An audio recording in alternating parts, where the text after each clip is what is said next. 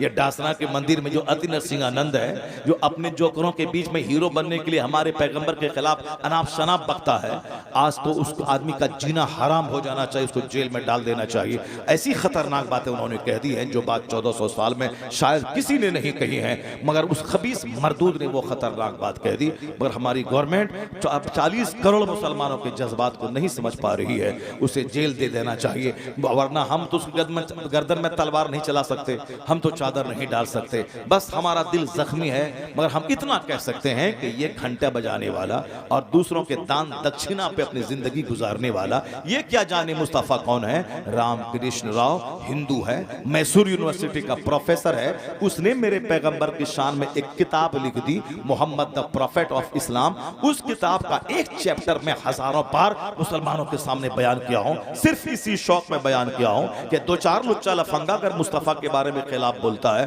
उसके पर कान धरने की जरूरत नहीं है। ये जबरदस्त हिंदू स्कॉलर प्रोफेसर, उसने मेरे पैगंबर के बारे में क्या कहा है, इसको पढ़ने, घर की दीवार में लिखने, स्कूल में लिखने, अपने गैर मुस्लिम लोगों को बताने की जरूरत है कि वो भी तो हिंदू है। इतना बड़ा दानिश्वर पढ़ा लिखा, वो क्या कहता है? वो कहता है the personality of Mohammed, it is most difficult to get into the whole truth of it, only a glimpse of it I can catch, what a dramatic succession of this picturesque scenes, this is Mohammed the prophet, Mohammed the warrior, Mohammed the statesman, Mohammed the orator, Mohammed the saint, Mohammed the जज, Mohammed the refuge of orphans, protector of slaves, emancipator of women, all these magnificent roles in these departments of human activities, he is alike a hero। Ramakrishna Rao कहता है, जब मैं मुस्तफा के कमालात को पढ़ता हूँ, एक चैप्टर खत्म नहीं होने पाता, उनके कमालात का दूसरा चैप्टर सामने आ जाता है। मैं इसी तरह पढ़ता जाता हूँ, उनकी क्वालिटीज का चैप्टर आता जाता है। वो कहते हैं ये मुस्तफा है, ये मुअल्लिम है मुस्तफा, मुजाहिद है मुस्तफा, जाहिद है मुस्तफा, औरतों की आबरू के मुहाफिज है मुस्तफा, गुलामी की जंजीर से आजादी दिलाने वाले हैं मुस्तफा। वो कहते हैं इंसानी जीवन के हर क्षेत्र में जो हमारा नेतृत्व मुस्तफा ने किया है, उसको देखकर कहा जा सकता है इस धरती का लाजवाब अबकरी इंसान है मोहम्मद मुस्तफा। बजा के 2 रुपया कमाने वाला ये हीरो बनने के शौक में हमारे पैगंबर के खिलाफ बोलता है और हम उसको हीरो बना देते हैं। हम सड़कों पे आ जाते हैं, बेशुमार लोग हैं जो नमाज के खिलाफ बोल रहे हैं, इस्लाम के खिलाफ बोल रहे हैं, कुरान के खिलाफ बोल रहे हैं। कितना सबकी गर्दन में चादर डाल के तुम मारना शुरू करेगा और सबके सबसे तुम लाई मोल लेगा। सारी बातों का जवाब दुनिया में नहीं और सबसे लाई मोल नहीं ले सकता। हाँ, अदीब बोलेगा मेरा अदीब जवाब देगा, उनका कोई शायर बोलेगा मेरा शायर जवाब देगा, उनका कोई वैज्ञानिक बोलेगा मेरा वैज्ञानिक उसका जवाब देगा। वो आखिरी टाइम है जब सर से पानी ऊपर हो जाएगा और सिवाय कोई रास्ता नहीं रह जाएगा जिहाद करने के, वो तो आखिरी टाइम है। उस वक्त भी हर आदमी को अपने मन के मुताबिक जिहाद करने का आदेश नहीं है। जुल्म मिटाने के लिए, शिर्क मिटाने के लिए और अपने ईमान को बचाने के लिए वो आखिरी मरहले में जब उसके अलावा कोई चारा न रह जाए, तो फिर हमारा जो इमाम है, हमारा जो आलिम है, हमारा जो इस्लामी बादशाह है, हमारा जो रहबर है, उनके आदेश पे वो सब काम होता है। ऐसा नहीं कि निकले मैदान में पत्थर फेंकने लगे, यहाँ देने लगे, वहां देने लगे। अब तो जुलूस निकलवाने में डर लग रहा है कि हम निकालेंगे जुलूस एहतजाज करने के लिए कि वो मेरे पैगंबर को गाली दी है, मुसलमानों को तकलीफ पहुंचाई है, उसको अरेस्ट किया जाए। हम एक लीगल मुतालबा कर रहे हैं, उन्होंने लाख करोड़ मुसलमानों के दिलों को ठेस पहुंचाया है। हम मुतालबा ही कर सकते हैं, ऐसा नहीं कर सकते हैं कि उनके गले में चादर डाल करके जेल में ठूंस दें। नहीं, हम जहां रहते हैं मुतालबा कर सकते हैं, तो हम मुतालबा कर सकते हैं। गाली दिया मुंबई का आदमी और हम सामने वाले पुलिस को क्यों मार रहे हैं, वहां साफ पटरी क्यों उखाड़ रहे हैं, हम क्यों किसी घर में आग लगा रहे हैं। उसके बाद जब पुलिस वाला आता है तो हमारे घर पे बुलडोजर चला देता है, हमारे 1000 आदमी को मार देता है, तो उसका जिम्मेदार होगा कौन? उसका जिम्मेदार वही होगा जो बोखला के सामने आया, जो सामने वाले को पत्थर मारा। क्यों मारा तुम्हारे पैगंबर को गाली दी तो क्या मतलब तुम उसको कत्ल कर देगा? तुम जिस मुल्क में रहता है उस मुल्क के कानून के हिसाब से तुमको सिर्फ प्रोटेस्ट करना है, उसकी मुखालफत करनी है, पुरअमन जुलूस निकालना है, उसकी गिरफ्तारी का मुतालबा करना है, हुकूमत वक्त से कहना है ये जुल्म है, ये जुल्म सहा नहीं जाएगा। हमारा कोई आलिम राम के खिलाफ बोला, हमारा कोई आलिम सीता के खिलाफ बोला, हमारा कोई मौलवी आपके आपके आपके धर्म के बानी के प्राइवेट लाइफ को खंगाला, उनकी शादी के बारे में बोला? नहीं बोला, तो फिर तुम क्यों बोला? तेरा आदमी क्यों बोला? हमारे पैगंबर की अच्छी बातों को नहीं बोल सकता है। उन्होंने जो दुनिया को दिया है, जो गिफ्ट, जो इंपैक्ट दुनिया पे छोड़ा है, जो ब्लेसिंग्स दिया है, अगर तुम्हारा सीना उतना चौड़ा नहीं है कि उन सारी अच्छाइयों को सुन के तुम लोगों के सामने बयान कर सको तो कम से कम चुप तो रहो, उनकी प्राइवेट लाइफ में दखल अंदाजी तो मत करो। हमारे पैगंबर ने 11 शादी की। क्या तुमको मालूम है कि अरब ममालिक में शादी का क्या महत्व है, शादी के क्या असरात होते हैं? 25 साल की जवानी में 40 साल अधेड़ औरत से निकाह कर रहे हैं। आप 50 प्लस जाने के बाद अगर 12 साल की खातून से निकाह कर रहे हैं तो समझना तो होगा। जहां के 16 साल की 1000 खूबसूरत तरीन औरतों से मुस्तफा निकाह कर सकते थे, और अरब का कल्चर था उस टाइम में 1400 साल पहले 100 शादी करना, 150 शादी करना, 300 शादी करना अरब का माहौल था। अगर हुजूर से ज्यादा खूबसूरत कोई नहीं था दुनिया में तो सारे लोग चाहते थे कि मेरी बेटी इनके निकाह में जाए, मगर हुजूर ने उस जमाने में 25 साल की जवानी में 40 साल अधेड़ औरत जो 2 शौहर से बेवा हो चुकी थी, उनको जब आपने शादी किया उनसे, इसका मतलब है कि आपकी शादी का मतलब ख्वाहिश को पूरा करना सिर्फ नहीं है, शादी का मतलब है बेवाओं को सम्मान देना, बेवाओं को एक नई जिंदगी देना, बेवाओं को आत्मसम्मान देना, बेवाओं को इज्जत नफ्स देना, बेवाओं को खुशियां मनाने का मौका अता करना। अब अगर क़यामत तक किसी बेवा की शादी होगी तो एहसान मोहम्मद अरबी का माना जाएगा कि हुजूर ने कहा अब बेवा से शादी करके बता दिया, उस उम्र में जिस उम्र में आपके हुस्न की कसम, हुस्न की सौकबहार, हुस्न की खैरात चांद लेता था, सूरज लेता था। हम लोगों ने मुस्तफा को नहीं देखा है, लेकिन जिसने मुस्तफा को देखा है उनका स्टेटमेंट आज तक किताब में मौजूद है। हजरत अबू हुरैरा कहते हैं सरकार का कांधा ऐसा था जैसे किसी चांदी को ढाल दिया गया हो। हजरत अनस कहते हैं मुस्तफा का चेहरा ऐसा था कान्ना शम्सा तजरी फी वजहिही, गोया हुजूर के चेहरे में सूरज तैर रहा हो। यह जिन लोगों ने देखा उनका स्टेटमेंट है, उसमें कोई नमक मिर्च लगाया नहीं गया, हू बहू जो उसका स्टेटमेंट है वो है। हजरत जाबिर इब्ने समूरा कहते हैं कि राय तो हम चांद को देखते थे, 14वीं रात का चांद, यानी जिस दिन वो 14वीं रात का चांद, 14th नाइट, 14वीं रात का चांद, मून ऑफ 14th नाइट, जो एक ही दिन चांद जवान होता है। बाकी जिस दिन उगा हुजूर के कहने की मानी, फिर थोड़ा बड़ा थोड़ा बड़ा थोड़ा बड़ा, 14वीं रात को फुल जवान होता है। फिर 15वीं रात से घटना शुरू है, डाउनफॉल 1 इंच 2 इंच, घटते घटते फिर सूखी हुई टहनी की मानिंद बारूक हो गया। कहते हैं जाबिर इब्ने समूरा कि 14वीं रात का चांद चमक रहा था, हुजूर मेरे सामने थे, सरकार के जिस्म अक़दस पे एक चादर थी जिसमें सुर्ख रंग की धारी थी। मैं कभी हुजूर को देखता था और कभी चांद को देखता था, तो फैसला किया दिल ने कि मुस्तफा का चेहरा चांद से ज्यादा खूबसूरत है। वह वजहू अहसनो मिनल कमर, उनका चेहरा चांद से ज्यादा खूबसूरत है। अरब के लोग तमन्ना करते थे कि काश मोहम्मद अरबी से मेरी बेटी का अक़्द हो जाए, मेरी नस्लें फख्र करेंगी, मगर उस खूबसूरती का नमूना शख्स जैसा हुसैन जमील न पैदा हुआ न क़यामत तक पैदा होगा। हुजूर ने 40 साल अधेड़ औरत से पहली शादी 25 साल की उम्र में किया। इसका मतलब है उस शादी में हिकमत है बेवाओं को सम्मान देना, बेवाओं को इज्जत देना। अब अगर वही नबी 50 साल प्लस जाने के बाद अगर 12 साल की खातून से निकाह कर रहे हैं तो फिर ऐसे नहीं देखो तुम्हारे नबी ऐसा कर दिया ऐसा कर दिया, नहीं नहीं, वहां जब पहली शादी को मिला के समझोगे तब हिकमत समझ में आएगी। जब शादी की तमन्ना थी उस वक्त तो 40 साल अधेड़, और जब 50 प्लस जाने के बाद ऐसे भी ख्वाहिश आदमी की नेचुरली घट जाती है, औरतों की चाहत 50 साल के बाद कम हो जाती है। उस जमाने में 9 साल 12 साल की खातून से सैयदा आयशा रज़ियल्लाहु तआला अन्हा से अक़्द करना, इसका मतलब है जब वहां हिकमत है यहाँ भी हिकमत होती है, यहाँ हिकमत होती है। और कोई मैटर नहीं मिलता है 1400 साल के अंदर में काफिरों मुशरिकों इस्लाम के दुश्मनों को ले दे करके इसी शादी के पीछे पड़ा रहता है। सरकार की जितनी बीवियां हैं उन तमाम बीवियों में सारी बीवियां बेवा थी, अक्सर बीवियां बेवा थी या कुछ तलाकशुदा थी। एक बीवी आपकी सिर्फ कुंवारी थी जो सैयदा आयशा थी। वह हुजूर ने अपनी चाहत से नहीं किया था, अल्लाह ताला जनाब जिब्राइल अमीन के जरिया हुजूर के ख्वाब में सैयदा आयशा का चेहरा दिखला के ये कहा था अल्लाह की पसंद है कि इससे आप निकाह कर ले। तो सैयदा आयशा की शादी हुजूर ने चाहत से नहीं की थी, ये 9 साल 10 साल की है और हमारी सारी बीवियां तलाकशुदा हैं और बेवा हैं, एक लड़की एक खातून चाहिए मुझको जो कुंवारी मिल जाए। नहीं नहीं, वो अल्लाह की पसंद थी, कायनात के खालिक की पसंद है। और जिसने मुस्तफा को नबी रसूल और सारे रसूलों का सरदार बनाया, उस खुदा की पसंद है ये, इसलिए पसंद है। हिकमत वहां यही थी, जिस तरह सारी शादी हिकमतों से भरी है। एक खानदान है मदीने में जो कहता था इस्लाम मिटा देंगे, जो कहता था इस्लाम के पैगंबर को कत्ल कर देंगे, जो कहता था इस्लाम का साथ देने वाले मुस्तफा के सहाबा को निगल जाएंगे।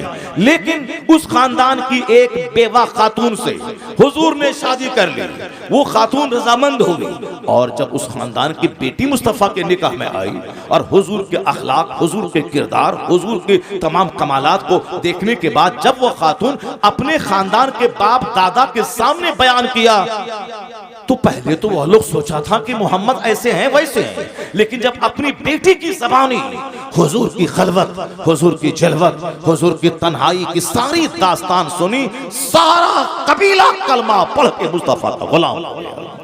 ये है मुस्तफा की शादी की हिकमत, ये है हुजूर की शादी की हिकमत। खालिद इब्ने वलीद जैसा सैफुल्लाह, अल्लाह की तलवार। मालूम है कि मैदान ओहद में 70 सहाबा शहीद हो गए थे। जो जंग जीती हुई थी वो जंग की बाजी हारी गई। मुस्तफा ने कहा था तीर अंदाजों से कि यहाँ खड़ा रहना, यहाँ जगह छोड़ के मत जाना, चाहे जंग जीते या हारे, तुम ये जगह छोड़ के मत जाना। और जब जंग जीत गए मुसलमान, उन लोगों में से किसी ने कहा कि अब तो जंग जीत गए, तो अब यहाँ रहने का कोई मतलब नहीं है, अब हमें भी माल गनीमत लेना चाहिए, जिससे इसको छोड़ के कुफार भाग चुके हैं। मगर किसी ने मना किया, कहीं हुजूर ने कहा है कि चाहे जंग जीतें या हारें, ये जगह नहीं छोड़नी है। मगर लोगों ने अपनी अक्ल से ये समझा कि हुजूर तो दुश्मनों को रोकने के लिए हमको खड़ा किया था ताकि दुश्मन यहाँ से दाखिल ना हो, मगर अब वह बात तो रही नहीं, क्योंकि अब तो जंग जीत चुके हैं हम, इसलिए वह लोग चले गए मैदान जंग। तो वही खालिद इब्ने वलीद थे जो पीछे से घूम करके उसी रास्ते से दोबारा अंदर घुस के वो खतरनाक अटैक किया कि 70 सहाबा शहीद हो गए। जीती हुई जंग बज़ाहिर शिकस्त में तब्दील हो गई। आका अलैहिस्सलाम जख्मी हो गए, आपके दंदाने अक़दस शहीद हो गए, आप लहूलहान हो गए, आप पहाड़ के ऊपर में एक गड्ढे में आप वहां नीचे चले गए। इस और काफिरों ने अफवाह फैला दी, इस्लाम के पैगंबर शहीद हो गए। वही खालिद इब्ने वलीद जो इतना बड़ा रोल अदा किया था मैदान ओहद में, जब सरकार अलैहिस्सलाम उनकी फूफी हजरत उम्मे मैमूना से जब आपने शादी किया मक्कतुल मुकर्रमा में, तो फिर फूफी जब मुस्तफा के निकाह में चली गई, तो और अपनी फूफी की ज़बानी जब सरकार की दास्तान सुनते हैं, तो इतना बड़ा कारनामा अंजाम देने वाला काफिरों की तरफ से इतना बड़ा बहादुर, वो मुस्तफा के पास आके कलमा पढ़ के मुशर्रफ है। सैफुल्लाह, अल्लाह की तलवार, ये है मुस्तफा की शादी की बरकत। और आज भी किसी खानदान की दुश्मनी को खत्म करने के लिए शादी एक बहुत बड़ा जरिया है। शादी करने के बाद दुश्मनी दोस्ती में तब्दील हो जाती। हुजूर की सारी शादियां यही इसी हिकमतों से भरी हुई है। सैयदा आयशा, वो तो उनके बाप तो मुस्तफ़ा के गुलाम थे, मुस्तफ़ा के दोस्त थे। सफ़र में, हज़र में, मक्का में, मदीना में, बदर में, ओहद में हमेशा बिल्कुल साए की तरह मुस्तफ़ा से रहे जुड़े हुए सिद्दीक़ अकबर। अब उन्होंने अपनी बेटी को सरकार के निकाह में दिया और उस पर वह नाज करते रहे कि मेरी बेटी को मुस्तफ़ा ने कबूल कर लिया है। अगर हुजूर जबरन ऐसा करते ख्वाहिश की वजह से, तो कभी सिद्दीक़ अकबर अपनी बेटी को नहीं देते। अब मक्का के उस वक्त के सारे लोग उस निकाह को बुरा समझते, लेकिन न किसी ने बुरा समझा, क्योंकि ऐन फितरत के मुताबिक वो शादी थी। अब लड़की चाहे 10 साल के बाद जवान हो या 15 साल के बाद जवान हो, जवान होने के बाद वो शौहर के काबिल है। और वहाँ अरब का कल्चर है कि वहाँ चूंकि यहाँ की जमीन गर्म, आबो हवा गर्म, वहाँ आज भी लोग 4 शादी करते हैं। आज भी एक आदमी के 50-50 बच्चे होते हैं। वहाँ मायूब नहीं माना जाता, चूंकि वहाँ की तहजीब का हिस्सा। अब सैयदा आयशा की शादी कम उम्री में हुई, मगर जवान होने के बाद रुखसती हुई और आप हुजूर के हरम सराम में तशरीफ लाए। हिकमत यही थी कि सरकार ने हम क़यामत तक का पैगाम दिया कि क्या करना है क्या नहीं करना। मर्दों के कानून, उसूल और ज़ाब्ते मस्जिद नबवी के मेंबर से जो आपने कहा, अबू हुरैरा ने नकल किया, अब्दुल्ला इब्ने उमर ने नकल किया, अब्दुल्ला इब्ने मसूद ने उसको याद रखा। लेकिन सरकार जब अपनी बीवी के हुजरे में रहते थे, जब वहां 10-12 घंटे आपके गुजरते थे, वहां हुजूर ने क्या बोला, वहां हुजूर ने क्या कहा? क्योंकि सरकार के सारे इरशादात एक मार्किंग स्टोन है, हमारे लिए लाइट का काम करते हैं। औरतों के बारे में मखसूस कवानीन, उसूल और ज़ाब्ते हैं, वो जो सरकार मस्जिद नबी की मेंबर से नहीं बोल सकते, वो खवातीन के बीच में आप कह सकते हैं। आपकी सारी बीवियां या तो 40 साल प्लस है, 40 प्लस है। 40 प्लस जाने के बाद कुव्वते याददाश्त आदमी की कैसी होती सबको मालूम है। एक बीवी तो चाहिए जो गेट बाय हार्ट करने वाली हो, जो जबरदस्त कुव्वते याददाश्त हो, जो मेमोरी पावर उसकी हाई हो, हुजूर जो बोले उसको याद कर ले।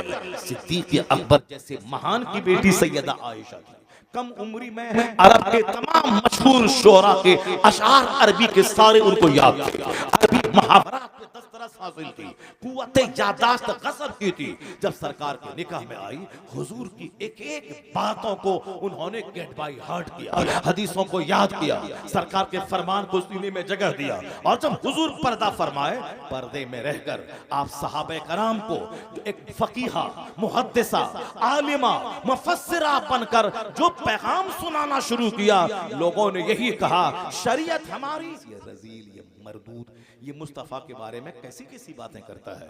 अब इनकी बातों का जवाब यही है। अमेरिका का डॉक्टर माइकल हार्ट कैसी उन बातों को फैलाई, उसकी बातों को अपने घर की दीवार में लिख दी, उस बातों को अपने स्कूल में लिखी। अगर ये रामगिरी जैसा खबीस नबी के बारे में गलत बोलता है, नुपुर शर्मा जैसी खबीसा बोली, तो अब लड़ने की जरूरत नहीं है, सड़क पे आने की जरूरत नहीं है। ये बताना है कि तेरी औकात तो कुछ नहीं है, मगर जो दुनिया का सबसे बड़ा विद्वान है, जो दुनिया का सबसे बड़ा पढ़ा लिखा आदमी है, उसने मेरे पैगंबर के बारे में क्या कहा। तेरी हैसियत तो कुछ नहीं है, मगर डॉक्टर माइकल हार्ट कहता है, he was the only man in history who was supremely successful on both levels, religious and secular।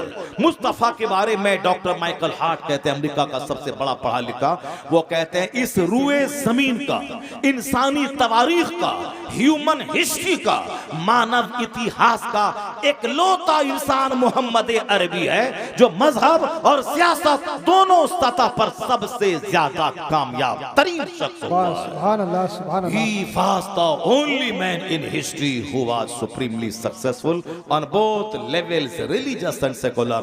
Bombay में प्रोटेस्ट करने वाले रामगिरी जैसे कम पढ़े लिखे आदमी, जलील आदमी को हाईलाइट करने और पूरी दुनिया में शोहरत दिलाने का काम करने वाले, इनके पीछे इस तरह के हजारों लाखों लोग हैं, इस तरह के हजारों लोग हैं जो बंद कमरे में मुस्तफा के खिलाफ बोलते हैं। तो हम सबके दरवाजे पे जाके कान लगा के सुन करके गुस्से में आके साहब आप उसके खिलाफ उसको हीरो नहीं बना दे, नहीं, बहुत सारी बातें अनसुनी की जाती है। वइज़ा ख़ातबहुमुल जाहिलून क़ालू सलामा। अल्लाह कहता है ये मुसलमान जब जाहिलों की बात सुनते थे तो दूर से ही कहते थे सलाम, तो पर उनकी हर बात का जवाब नहीं देते थे। तो सारी बातों का जवाब नहीं, आज उनकी बातों का जवाब यही है। हिंदुस्तान के राष्ट्रपिता तुम नहीं हो, गांधी जी हैं। गांधी जी ने क्या कहा? अब तक मैं यह समझता था कि इस्लाम तलवार के बल पे फैला है, लेकिन जब से मैंने कुरान का हिंदी अनुवाद पढ़ा और जब से मैंने इस्लाम के पैगंबर की पवित्र जीवनी पढ़ी, तो अब मुझको यकीन हो गया कि इस्लाम तलवार के बल पे नहीं फैला है। इस्लाम अपनी सच्चाई, अपनी सफाई, अपनी ट्रूथ, अपनी क्लैरिटी, अपनी रियलिटी, अपनी सिंपलिसिटी की वजह से सारी दुनिया में तूफान बन के छा गया है। इस्लाम अपनी सच्चाई की, अपनी सफाई की और पैगंबर आज़म की सादगी, उनके अखलाक की बुलंदी की वजह से सारी दुनिया में इस्लाम बादल बन के छा गया है। ये बातें बताने की जरूरत है। इसी हिंदुस्तान का एक हिंदू डॉक्टर रामकृष्ण राव है, वो गैर मुस्लिम प्रोफेसर है। वो ये घंटी बजाने वाला, मंदिर का घंटी बजाने वाला नहीं है। ये डासना के मंदिर में जो अति नरसिंहानंद है, जो अपने जोकरों के बीच में हीरो बनने के लिए हमारे पैगंबर के खिलाफ अनाप शनाप बकता है, आज तो उस आदमी का जीना हराम हो जाना चाहिए, उसको जेल में डाल देना चाहिए। ऐसी खतरनाक बातें उन्होंने कह दी हैं जो बात 1400 साल में शायद किसी ने नहीं कही है, मगर उस खबीस मरदूद ने वो खतरनाक बात कह दी। मगर हमारी गवर्नमेंट 40 करोड़ मुसलमानों के जज्बात को नहीं समझ पा रही है, उसे जेल दे देना चाहिए, वरना हम तो उसकी गर्दन में तलवार नहीं चला सकते। हम तो चादर नहीं डाल सकते। बस हमारा दिल जख्मी है, मगर हम इतना कह सकते हैं कि ये घंटा बजाने वाला और दूसरों के दान दक्षिणा पे अपनी जिंदगी गुजारने वाला, ये क्या जाने मुस्तफ़ा कौन है? रामकृष्ण राव हिंदू है, मैसूर यूनिवर्सिटी का प्रोफेसर है। उसने मेरे पैगंबर की शान में एक किताब लिख दी, Mohammed the prophet of Islam. उस किताब का एक चैप्टर में हजारों बार मुसलमानों के सामने बयान किया हूं, सिर्फ इसी शौक में बयान किया हूं कि दो चार लुच्चा लफंगा अगर मुस्तफा के बारे में खिलाफ बोलता है, उसके पर कान धरने की जरूरत नहीं है। ये जबरदस्त हिंदू स्कॉलर प्रोफेसर, उसने मेरे पैगंबर के बारे में क्या कहा है, इसको पढ़ने, घर की दीवार में लिखने, स्कूल में लिखने, अपने गैर मुस्लिम लोगों को बताने की जरूरत है कि वो भी तो हिंदू है। इतना बड़ा दानिश्वर पढ़ा लिखा, वो क्या कहता है? वो कहता है the personality of Mohammed, it is most difficult to get into the whole truth of it, only a glimpse of it I can catch, what a dramatic succession of this picturesque scenes, this is Mohammed the prophet, Mohammed the warrior, Mohammed the statesman, Mohammed the orator, Mohammed the saint, Mohammed the just, Mohammed the refuge of orphans, protector of slaves, emancipator of women, all these magnificent roles in these departments of human activities, he is alike a hero। Ramakrishna Rao कहता है, जब मैं मुस्तफा के कमालात को पढ़ता हूँ, एक chapter खत्म नहीं होने पाता, उनके कमालात का दूसरा चैप्टर सामने आ जाता है। मैं इसी तरह पढ़ता जाता हूँ, उनकी क्वालिटीज का चैप्टर आता जाता है। वो कहते हैं ये मुस्तफा है, ये मुअल्लिम है मुस्तफा, मुजाहिद है मुस्तफा, जाहिद है मुस्तफा, औरतों की आबरू के मुहाफिज है मुस्तफा, गुलामी की जंजीर से आजादी दिलाने वाले हैं मुस्तफा। वो कहते हैं इंसानी जीवन के हर क्षेत्र में जो हमारा नेतृत्व मुस्तफा ने किया है, उसको देखकर कहा जा सकता है इस धरती का लाजवाब अबकरी इंसान है मोहम्मद मुस्तफा। नारे तकबीर, नारे तकबीर, नारे रिसालत, इस तरह से बस लगे आला हजरत, हजरत मुफ्ती बेशुमार बात है। इस तरह से जो हम आपके सामने हम गाहे बयान करते रहते हैं, और आज 20-25 साल से हम इस तरह की बातें बयान कर रहे हैं, लोगों को बता रहे हैं कि यूरोप का एक दानिश्वर बोला है, greatness of purpose, smallness of means and astounding result, if there are 3 criteria of human genius, who could dare to compare in modern with Muhammad in modern history. उन्होंने क्या कहा? वो यूरोप का एक बड़ा पढ़ा लिखा आदमी वो कहता है कि एक आदमी को बड़ा होने के लिए जिन जिन क्वालिटीज की जरूरत है, जो क्राइटेरिया है किसी आदमी की को जांचने का, ये महानता को जांचने का जो क्राइटेरिया है, वो सारे क्राइटेरिया को ले आओ और जांचो और देखो कौन है जो मोहम्मद अरबी से बड़ा हो सके। वो कहते हैं all standard by which human greatness may be measured is anyone greater than he। All standard, सारा पैमाना, सारा मेयार, सारी कसौटी ले आओ, जिस कसौटी पर एक महान आदमी को जांचा जाता है, उस कसौटी पे जांच, पूरी इंसानी तारीख में मुस्तफा का जवाब नहीं मिलेगा, कोई जवाब नहीं मिलेगा। All standards by which human greatness में बी मेजर्ड। ये बातें मैंने आप तक इसलिए पहुंचा दी क्योंकि अभी हिंदुस्तान का माहौल यही है, सारे मुसलमान दुखी हैं। दो चार आदमी ने जो बातें की हैं उसकी वजह से हर जिसके पास का सीना जिंदा है, दिल जिंदा है, वो अंदर से टूटा हुआ है कि क्या करें, कैसे लोग हैं। मैंने आपको बता दिया, एक दो आदमी के रजीलों के बोलने से घबराने की कोई जरूरत नहीं है, बल्कि एक बेशुमार बड़ा चैप्टर है जो दुनिया का बड़ा पढ़ा लिखा आदमी हमारे पैगंबर की तारीफ में रद्दुल लिसान रहता है। अल्लाह तबारक व तआला ने कहा है वरफ़अना लका ज़िक्रक, ए हबीब हमने आपका जिक्र बुलंद कर दिया है। अब जब अल्लाह ने बुलंद कर दिया है तो कौन मुस्तफ़ा के जिक्र को घटा पाएगा। इसलिए अमेरिका में मुस्तफ़ा का नाम, यूरोप के ऐवानों में मुस्तफ़ा का नाम, अगर हजार मुखालफत के बावजूद हर आदमी की ज़बान पे मुस्तफ़ा का नाम, वक्त गुजरता जा रहा है। आला हजरत की ज़बानी अगर हम कह दें, ये कह सकते हैं अर्श पे ताज़ा छेड़छाड़, फर्श पे तुरफा धूमधाम, कान जिधर लगाइए तेरी ही दास्तान है, कान जिधर लगाइए तेरी ही दास्तान है। क्या मौलाना साहब, हाँ हाजत से जा रहे हैं? चलिए ठीक है, मेरा भी टाइम पूरा हो गया, 1 घंटा से ज़्यादा हो गया, मगर अब 2-3 बातें सरकार गौस आज़म रज़ी अल्लाह तआला अन्हु के ताल्लुक़ से मैं आप तक पहुँचा देता हूँ, क्योंकि ये वक्त की ज़रूरत थी, हिंदुस्तान के हालात का तकाजा था। नौजवानों के बूझते हुए दिलों को मैंने एक चिंगारी दी है, रोशनी का सामान पैदा किया है। मैंने मुसलमानों की साहब उसके हौसला जो पस्त हो रहा था उसको मैंने जवान करने, उसको हौसला देने की मैंने कोशिश की है। NRC के टाइम में भी जब मुसलमान सारे के सारे परेशान थे, उस वक्त भी मैंने एक बयान दिया था और मैंने कहा था चाहे कुछ भी कर ले, नाचे गाएं कूदें, इस्लाम का नाम दबने वाला नहीं है। इस्लाम की वो क्वालिटी मौजूद है, चाहे कोई भी दुश्मनी करे, ये वो दरख्त है जितना भी काटोगे हरा होता चला जाएगा। उस वक़्त में आबादी कितनी थी और आज 40 करोड़ की आबादी हिंदुस्तान में कलमा पढ़ने वालों की है। ये बोखला की ये बोलता है कि वो दासना का वो घंटी बजाने वाला वो बोखला के बोलता है कि सारे हिंदू ढेर बच्चा पैदा करो, ढेर बच्चा पैदा करो। इस पागल है क्या ये? पहले बोलता है हम दो हमारे दो, आबादी ढेर बढ़ रही है, आबादी ज़्यादा हो रही है, मसला हो जाएगा खड़ा रोजी रोटी का, इसलिए अब बच्चा कम पैदा करो। और आज हमारी दुश्मनी में कहता है कि ढेर बच्चे पैदा करो, ढेर बच्चे पैदा करो। ढेर बच्चे पैदा करने से क्या होगा बंदे? सारी दुनिया का खुदा है जो अपने महबूब का नाम इतना ऊंचा किया है कि कोई दुनिया का हादसा मुस्तफ़ा के नाम को घटा नहीं पाएगा। एक नाम ये मोहम्मद है जो बढ़कर घटा नहीं, वरना हर एक उरूज में पिन्हा ज़वाल है, हर उरूज में पिन्हा ज़वाल है, मगर एक नाम ये मोहम्मद है जिसको कोई ज़वाल ही नहीं है। अभी अगर दुनिया 10,000 साल और बाकी रहेगी तो 10,000 साल में मुस्तफ़ा का कलमा पढ़ने वाला अभी 200 करोड़ है। अगर दुनिया 10,000 साल 2,000 साल और आगे बढ़ी, यह 200 करोड़ की तादाद 1,000 करोड़ में बदल जाएगी। और मुझे यकीन कामिल हासिल है, चूँकि अल्लाह ने महबूब का जिक्र इतना बुलंद किया है कि बाद अज खुदा बुजुर्ग तो ये किस्सा मुख्तसर, अल्लाह के बाद अगर कोई सबसे बड़ा है मुस्तफ़ा की ज़ात गिरामी। सरकार गौसे आज़म की कहानी बहुत सुने होंगे आप। गौसे आज़म 12 साल की डूबी कश्ती निकाल दिया, गौसे आज़म ने मरी हुई मुर्गी को जिंदा कर दिया। यही करामत ही हम लोग सुनते रहते हैं। गौसे आज़म की ज़िंदगी से नूर मिलता है, गौसे आज़म की ज़िंदगी से हौसला मिलता है। गौसे आज़म की ज़िंदगी से हौसला कैसे मिलता है? हुजूर की ज़िंदगी की एक चैप्टर जो मैं बयान करना चाह रहा था, बातें इधर चली गई, तो अब एक चैप्टर में बयान करता हूँ। आज हमारे घर में कोई बच्चा मर जाता है, जरा गौर कीजिए, समाज का हाल देखिए, कहाँ हम हैं।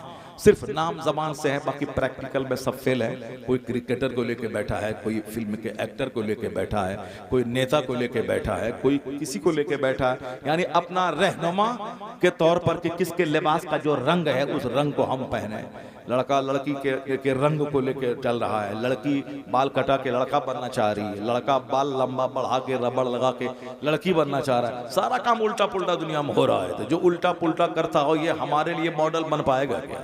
ये हमारे लिए मॉडल बन पाएगा? जो नाच के 2 रुपया कमाता है फिल्म में, वो हमारा मॉडल बन पाएगा क्या? हम उसके बाल रखने में नकल करें, कपड़ा पहनने में नकल करें। हमारा बच्चा अगर उनकी तरह बाल रख रहा है, अगर हाथ में धागा पहन रहा है, अगर वो पाँव में कड़ा पहन रहा है, तो ऐसा नहीं है कि ये हमारा बच्चा जान नहीं रहा उनको, वो तो नाच के 2 पैसा कमाता है। वो तुम्हारे लिए कैसे मॉडल बनेगा कि उनका हेयर स्टाइल तुम अपना लो, उनका लिबास का स्टाइल तुम अपना लो? नहीं नहीं, मोहम्मदी हो, मोहम्मदी बन जा। मुस्तफ़ा का लिबास, मुस्तफ़ा का पसंदीदा कलर, मुस्तफ़ा का हेयर स्टाइल। अकाल इस्लाम जो बाल रखते थे जुल्फ, वह जुल्फ का कोई जवाब नहीं है। सरकार का जुल्फ जब बढ़ जाता कांधे तक हो जाता, कान की लौ तक रहता, पूरे सर में बराबर बाल रखते थे। आज भी जिनके सर में बराबर बाल रहता है और वो बाल आधा कांधा तक रहे, इतना हसीन वो लगता है कि कोई जवाब उसका नहीं है। या ये जोकर की तरफ बाल चारों तरफ मूंड लिया, अब बीच में थोड़ा बाल बढ़ा लिया, या देखने में भी बड़ा अजीब सा लगता है। लोग रख लेते हैं अलग बात है, मगर देखने में अजीब लगता है, जोकर की तरह लगता है। लेकिन अगर पूरे सर में बराबर बाल है और जुल्फ है यहाँ तक, वो जुल्फ देखने में कितना खूबसूरत लगता है। चाहे कपड़े का 1000 कलर दुनिया में हो जाए, लेकिन व्हाइट का कोई जवाब नहीं है दुनिया में। न व्हाइट कलर का पेंट का जवाब है, न व्हाइट कलर के कार की जवाब है। भले ही आज ब्लैक कलर चला हुआ है, मगर थोड़ी सी धूल जमी तो कार की जैसी जैसी की तैसी हो जाती है, चाहे वो फॉर्च्यूनर रहे, चाहे वो साहब इनोवा क्रिस्टा रहे, चाहे वो साहब महिंद्रा कंपनी की स्कॉर्पियो एन क्यों ना रहे, कोई भी गाड़ी है, ब्लैक कलर की गाड़ी थोड़ी सी धूल चढ़ी वो बदसूरत होती, मगर व्हाइट चाहे 50 दिन उस पर धूल जम जाए मगर उसके बावजूद भी उसका व्हाइट की कलर की वजह से वो गाड़ी चमकती रहती है। व्हाइट का कपड़ा, व्हाइट कलर, क्योंकि व्हाइट मुस्तफा का पसंदीदा रंग है। सुभान अल्लाह। यही वजह है कि आज उस रंग को अमेरिका प्रेसिडेंट पसंद करता है, वो रंग फिल्म का हीरो पसंद करता है, वो रंग एक बड़ा लीडर पसंद करता है, वो रंग सबकी पसंद है, वो जो उस रंग में हुस्न है, उस रंग में सादगी है, क्योंकि वो मुस्तफा की पसंद है। मेडिकल पॉइंट ऑफ व्यू से कहते हैं कि जो सर लौकी कद्दू है, इसमें ये इस कदर डाइजेस्टिव है कि चाहे जिसके 1000 गैस्ट्रिक हो मगर वो बिल्कुल सूद हजम है, जल्दी हजम हो जाने वाली वो चीज है। क्यों? वो गोश्त में डालें तो गोश्त लाजवाब, कद्दू को जिस मछली में डालें, गोश्त में डालें, साग में डालें, आलू में डालें, दाल में डालें, जिसमें डालें जवाब नहीं उसका, सब कुछ लाजवाब है। क्यों? इसलिए कि वो लाजवाब मुस्तफा की पसंद है, वो लाजवाब मुस्तफा की पसंद है वो। अब मेरे पास वक्त रहता तो मैं बताता दुनिया का सबसे पहला खरबपति उसने मुस्तफा की हदीस के ताल्लुक से क्या कहा, क्योंकि उसमें जाऊंगा तो 1 घंटा उसके लिए चाहिए अलग से, तो फिर दूसरे मौके से मैं बताऊंगा। आज इतना जान लें, आज अगर हमारे घर में एक मैयत 70 साल के बुढ़े की हो जाती है तो आपके उत्तर प्रदेश में क्या हाल है ये हमको मालूम नहीं है, पर हमारे बिहार में जो एक डैमेज हाल है मुसलमानों का वो ये है, अगर एक मैयत घर में हो जाती है तो लोग क्या कहते हैं, अरे कोई कुछ कर दिया है, कोई कुछ कर दिया है, अब घर की बंदिश करवाओ, घर की बंदिश करवाओ। अब क्या होता है, आमिल तलाश करो। आमिल बोलता है तुम्हारे घर में कोई कर दिया है, इस बार बाप मरा है, अगले बार माँ मरेगी, उसके बाद बेटा मरेगा, पूरे घर को साफ करने वाला खतरनाक जादू चला दिया है, इसीलिए धीरे धीरे पूरा तुम्हारा घर समाप्त हो जाएगा। अरे बाबा अब साहस मसले का हल कर दो, 50,000 रुपए लगेंगे। अब औरत बेचारी बोलती है कि घर बेच के मगर दीजिए वरना सब मर जाएगा, तो क्या करेंगे आप? औरतों की भीड़ मजार पे, औरतों की भीड़ मंदिर में, औरतों की भीड़ आमिल के पास, औरतों की भीड़ साहब मजार पे। इस औरतें कमजोर होती है, इसे मर्दों की भीड़ नहीं होती है आमिल के पास। बता दीजिए हमको, जो भी दुआ ताबीज करने वाला है, मर्द रहता है 10, औरत रहती है 90। मंदिरों में मर्द रहता है 10, 90% औरत रहती है, क्योंकि औरतों को माल चाहिए, बेटा चाहिए, बेटी चाहिए, शौहर की लंबी उम्र चाहिए, दुकान चाहिए, मकान चाहिए, सब चाहिए, इसलिए दौड़ के वो पंडित जी के पास, दौड़ के बंद हुआ। अब हिंदू औरतें अक्सर मुसलमानों के पास आती है। हमारा एक मस्जिद का एक इमाम साहब है, वो बेचारा उसकी आमदनी ही हिंदू औरतों से दुआ ताबीज करना है। वह 1-2 मुसलमान औरतें आती होंगी, बाकी 95% सब हिंदू औरतें आती हैं। वो हिंदू औरतें बोलते, अब जब वो झाड़ के पास जा सकती है, यहाँ तो मौलाना के पास आ रही है दुआ ताबीज लेने के लिए, उनकी भीड़ है दरख्त के पास, धागा तागा ये वो, उसके यहाँ हर तरह के वो सारा पूजा उसके यहाँ क्या है, दुनिया के लिए। ये लक्ष्मी पूजा, दौलत की पूजा, विद्या की पूजा, करवा चौथ, ये शौहर की पूजा, औलाद की पूजा, यानी उसको सिर्फ शौहर चाहिए, बेटा चाहिए, बेटी चाहिए, माल चाहिए, दौलत चाहिए, उसको लंबी उम्र चाहिए, इसीलिए सारा पूजा अलग अलग नाम का है। मुसलमानों का कुछ नहीं, नमाज रोजा हज ज़कात सबका एक मतलब है, मुझको जन्नत चाहिए, सुभान अल्लाह, मुझको आखिरत चाहिए। यही वजह है कि हमारा आदमी नमाज पढ़ता है तो पढ़ता रहता है, रोज हज फर्ज है तो फर्ज अदा कर रहा है। वहाँ क्या है कि माल मिला तो ठीक है, नहीं मिला तो मूर्ति को उठा के बाहर फेंक दिया उसको। हम तुमको बोलते हैं 10 दिन से कि मेरा बेटा को बुखार है, ठीक कर दो,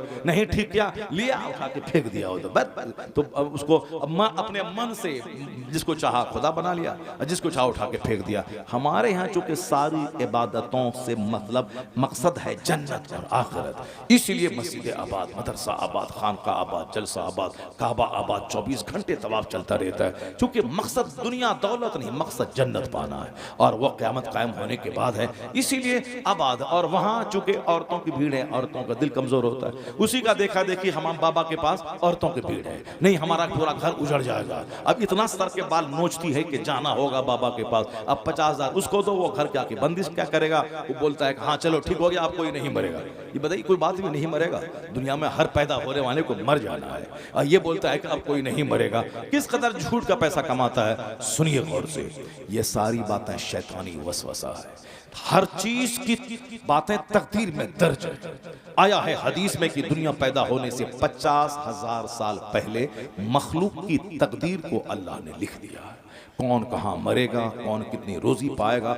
हम लोगों को सिर्फ तदबीर करनी है। जो अल्लाह ने कहा है ज़मीन में फैल जाओ, मेहनत मुशक्क़त करो, पढ़ो लिखो, तो हमको पढ़ना लिखना है, मेहनत करना है, खेत में दाना डाल देना है। बाकी एक दाने के बाद कितना दाना निकलेगा ये अल्लाह का काम है। हमारा काम है दाना डाल देना। फिर वो दाना सड़ जाता है, फिर वहाँ से एक पौधा निकलता है, उसमें 70 बालियाँ निकलती हैं, एक एक में 10-10 दाने होते हैं। हम दाना एक डाले, अल्लाह 700 दे दिया। ये अल्लाह कहता है कि तुम घर से निकलो, दाना डालो, बाकी 700 हम तुमको देंगे। अगर घर में बैठा रहेगा तो नहीं, दाना देंगे हम, मगर तुमको घर से निकलना होगा, दुकान में बैठना होगा, मेहनत करनी होगी। तो हम मेहनत करने वाले, तदबीर करने वाले, बाकी कितना मिलेगा ये अल्लाह को मालूम है। और वह सब अल्लाह ने लिख दिया है। कौन कहाँ मरेगा, कितनी उम्र में मरेगा, माँ के पेट में मरेगा कि पैदा होते वक्त मरेगा, कि माँ की गोद में मरेगा, कि जवान होके स्कूल जाते हुए मरेगा, कि बारात में जाते हुए मरेगा। अभी कल की बात है, एक बारात जा रही थी और बिल्कुल तेज रफ्तार झारखंड में स्कॉर्पियो, अब वो जंगल से जल्दी से पहुंच जाए। बारात लोग पहले देर से निकलते हैं और जल्दी पहुंचना चाहते हैं, उसी में स्पीड दिया, अनकंट्रोल होकर गाड़ी टकरा गई दरख्त से और 4 लोग स्पॉट डेथ कर गए, चारों लोग मर गए। अब उसी टाइम कहीं लड़का मर जाता है, कहीं लड़की मर जाती है, कहीं बारात वापस होने में मर जाती है। तो कभी इसलिए मैं कहता हूँ, कभी बच्चा माँ के पेट में मर जाता है, कभी पैदा होते हुए मर जाता है, कभी गोद में दूध पीते मर जाता है, कभी स्कूल जाते हुए मर जाता है, कभी शादी के दिन मर जाता है, कभी शादी के बाद आके मर जाता है। अब कोई 90 साल का है, मौत के इंतजार में है, मौत ही नहीं आ रही है। मौत का जब वक्त आएगा तब ना मौत आएगी। तो मौत के बारे में ये कहना कि कोई कर दिया होगा, कोई जादू कर दिया होगा, ये अल्लाह पर से यकीन कमजोर हो रहा है। अब हुजूर की जिंदगी में देखें सरकार, और ऐसा नहीं कि कोई अल्लाह का वली है तो हम दूसरों को फूंक दिए तो बच्चा पैदा हो गया, बेटा हो गया, तो हम हमारे घर में सब बेटी है तो अब हम क्या करें, हम हमारे घर में ऐसा है तो अब तो आदमी बोलेगा नहीं साहब उसका तो ऐसा है, उसका ऐसा कैसे होगा। ये सारा मॉडल नबियों में है। एक नबी है जिसके पास सिर्फ बेटा है, दूसरे नबी है लूत अलैहिस्सलाम जिसके पास सिर्फ बेटी है। नबी से बड़ा कोई पसंदीदा मखलूक नहीं अल्लाह के नजदीक। नबी जो होता है वो सबसे ज्यादा मोहतरम अल्लाह के नजदीक नबी होते हैं। और नबी मुझसे वो दावत होते हैं, जो दुआ करे सब दुआ कबूल होती है। मगर चूंकि नबी लोगों के लिए मॉडल होते हैं, तो एक नबी है जिसके पास सिर्फ बेटा इब्राहिम अलैहिस्सलाम, उनके पास सिर्फ बेटा इस्माइल अलैहिस्सलाम, इसहाक अलैहिस्सलाम सिर्फ बेटा है, लूत अलैहिस्सलाम सिर्फ बेटी है, आपके पास बेटा नहीं है। जनाब ईसा अलैहिस्सलाम के पास कोई औलाद नहीं है, आपने शादी ही नहीं की। और हमारे पैगंबर के पास 4 बेटियां और 3 बेटे आपको हो गए। 4 बेटियां, बेटा बेटी दोनों मेरे मुस्तफ़ा को है। और उस पहले पैगंबर किसी के पास सिर्फ बेटी, किसी के पास सिर्फ बेटा, और किसी पैगंबर के पास कोई औलाद नहीं। इसी को कुरान में कहा गया वो अल्लाह है जिसे चाहता है मर्द औरत दोनों देता है, जिसे चाहता है सिर्फ लड़का देता है, जिसे चाहता है सिर्फ लड़की देता है, जिसे चाहता है कुछ नहीं देता है, बांझ कर देता है। तो सब कुछ करने वाला अल्लाह है। ये यकीन घटा, कमजोर हुआ। अब बुढ़ा भी मरता है तो घर की बंदिश का ख्याल आता है, किसी के जादू टोना करने का ख्याल आता है। अल्लाह पर यकीन कमजोर हुआ, खरबों कमाले चेहरा काला रहेगा। अब देख मुस्तफा से बड़ा कौन है। मुस्तफा का अपना बेटा हुजूर की गोद में इंतकाल कर गया। सरकार दो जहां की आंख आंसू बहा रही है, मगर हुजूर ने क्या कहा, ए इब्राहिम, आपके बेटे का इब्राहिम था, जबकि हुजूर बहुत प्यार करते थे उससे, घंटों गोद में लेके रखते थे, उसे प्यार करते, पेशानी चूमते। और जो औरत दूध पिलाती थी उनके घर में जाते थे, उनका घर में लोहे का कारोबार होता था। सरकार नफीस तबीयत के मालिक थे, मगर उसी धुएं में बहुत देर तक बैठकर अपने बेटे से प्यार करते थे और फिर वहां से अब आ जाते थे। इतनी मोहब्बत थी। मगर इंतकाल हो गए। इंतकाल के बाद हुजूर ने नहीं कहा फूंक मारा ताकि जिंदा हो जाए दोबारा, नहीं नहीं, बल्कि मुस्तफा क्या कहते, ए इब्राहिम, मैं तेरी जुदाई से मगमूम हूं, मैं मगमूम हूं, मैं गम है और आंख आंसू बहा रही है। वह तब की आईनी, मेरी आंख आंसू बहा रही है, मैं तेरी जुदाई से मगमूम हूं, मगर मैं ऐसा कुछ नहीं कहूंगा जिससे मेरा खुदा नाराज हो जाए। मेरा दिल अल्लाह के फैसले पर मुतमईन है। आंख आंसू बहा रही है, आंख आंसू बहाए, कोई गुनाह नहीं है, और मेरा दिल मगमूम है, मगर जबान से ऐसा कुछ नहीं कहूंगा जिससे मेरा खुदा नाराज हो जाए। अल्लाह का जो फैसला है मैं उस पर राजी हूँ। जब मुस्तफ़ा जाने रहमत, जो मुर्दों को जिंदा करने वाले, उनका अपना बेटा जब इंतकाल कर गया, और तो फिर हमारा बेटा अगर मर जाए, हमारे बाप अगर मर जाए, तो फिर 10 दरवाजे पे जाके दुआ तावीज़ करवाना, रोना पीटना, सर के बाल निचोड़ नोचना, गरीबान फाड़ना, फिर 10 दिन के बाद इत्मीनान होकर के लगा जैसे कोई माँ ही नहीं मरी, कोई बेटा ही नहीं मरा। ये सबर नहीं है। काफिरों को भी सबर हो जाता है 10 दिन के बाद।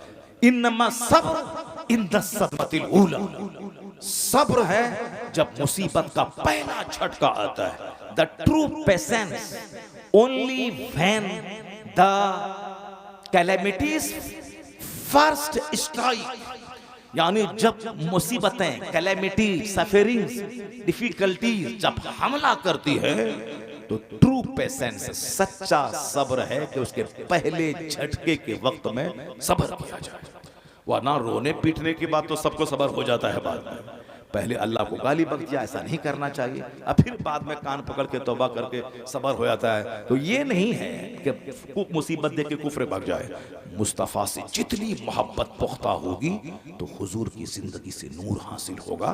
कि जब नबी का अपना बेटा इंतकाल किया और हुजूर फैसले पे मुतमईन रहे, कुछ नहीं कहा, तो हमारे घर में भी कोई मैयत होती हो तो हमें तकदीर पर राजी रहना चाहिए। और ये मुस्तफ़ा से नूर सबसे ज्यादा हासिल किया कौन? सरकार गौसे आजम रज़ी अल्लाह ताला।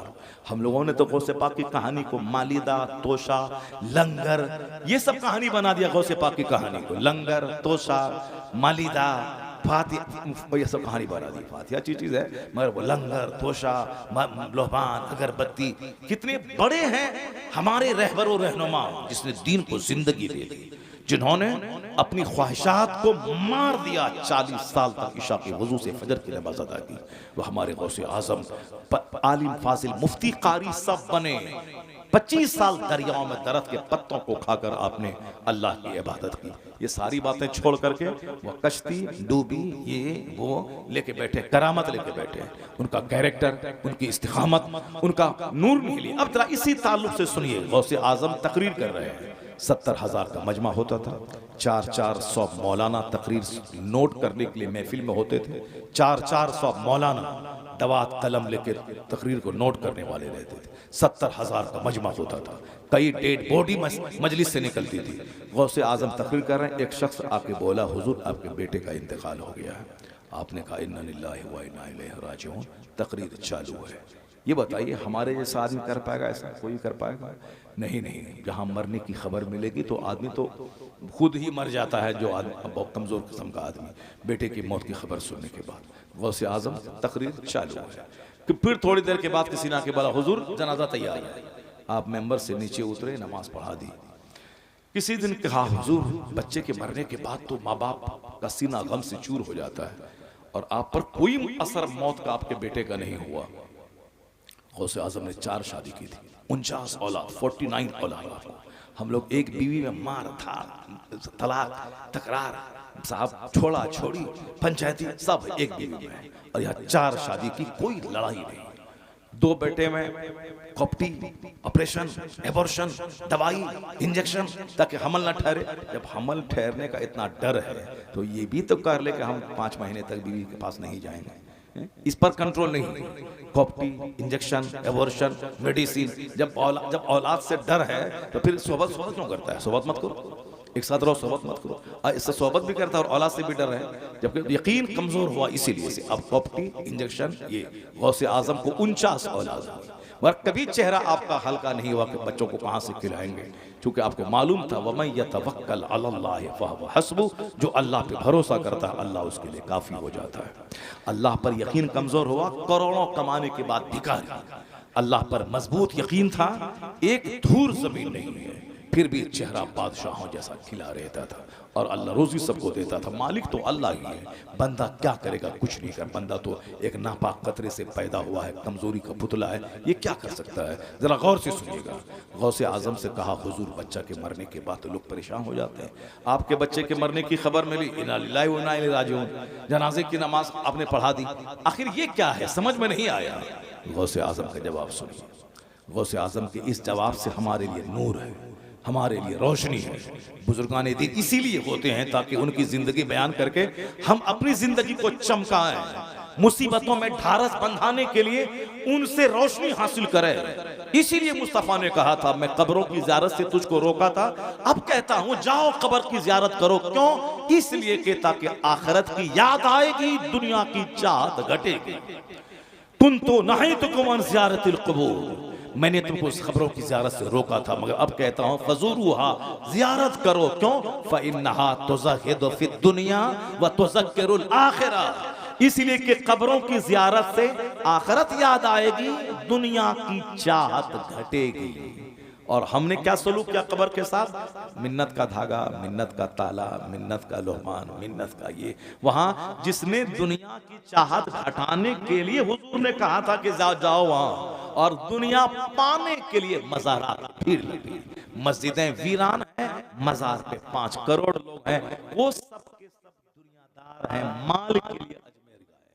वरना अगर जन्नत के तलबगार होते तो मस्जिद में आते, मस्जिद में 5 टाइम नमाज पढ़ते। मज़ार पे क्यों गए? मज़ार पे गए दुनिया चाहिए, मटेरियल माल चाहिए। वहां जाने के बाद मुराद वो सब दुनियादार हैं जो मज़ारों पे भीड़ लगाते हैं।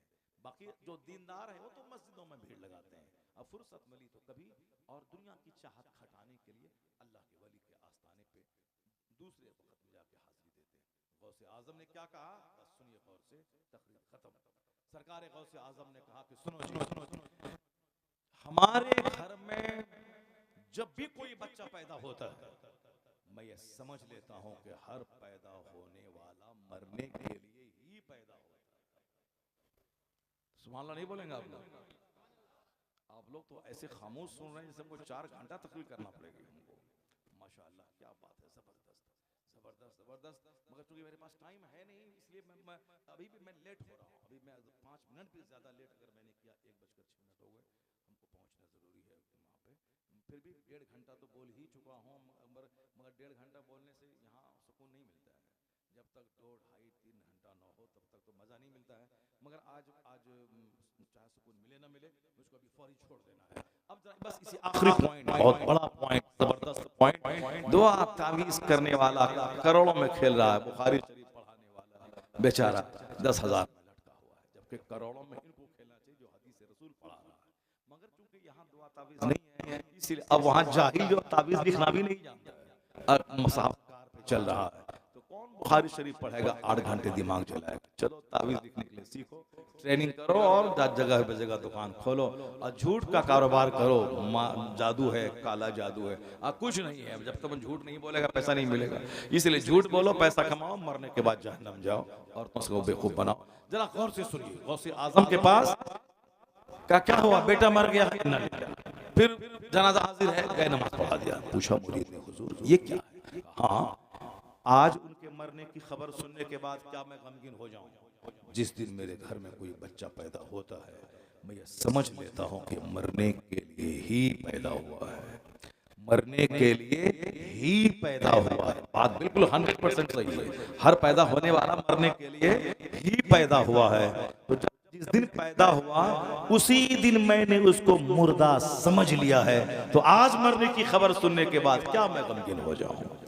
ये है इस्लामी सोच, ये है अल्लाह से मोहब्बत औलाद से ज्यादा, अल्लाह से मोहब्बत सारी दुनिया से ज्यादा, हुजूर से मोहब्बत माँ बाप से ज्यादा, औलाद से ज्यादा।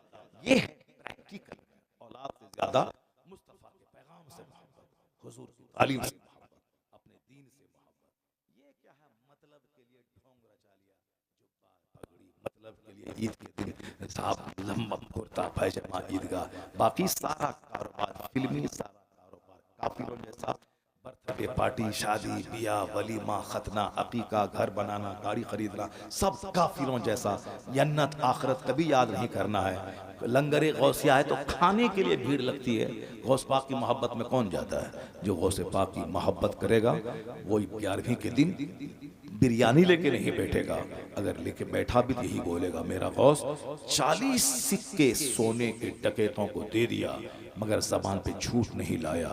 इसलिए अब मैं भी कादरी, करोड़ों का पैसा अगर झूठ से मिल रहा हो मैं उस पे थूक दूंगा, सच का 1 टाका झूठ के करोड़ों रुपए से बेहतर समझ लूंगा। अगर ऐसा कहा तो सीधे गौसे पाक का फैज बगदाद से चलेगा, उसके सारे वजूद को घेर कर उसे माला माल बना देगा। यह है सच्ची मोहब्बत गौसे आज़म।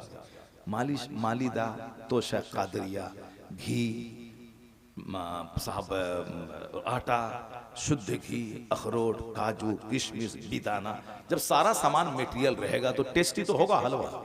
अब ये कहता अरे क्या क्या बात है, तो शब जबरदस्त बना है, गौसे पाक से जो निस्बत है इसीलिए बना है, गौसे पाक से जो निस्बत है इसीलिए टेस्टी है।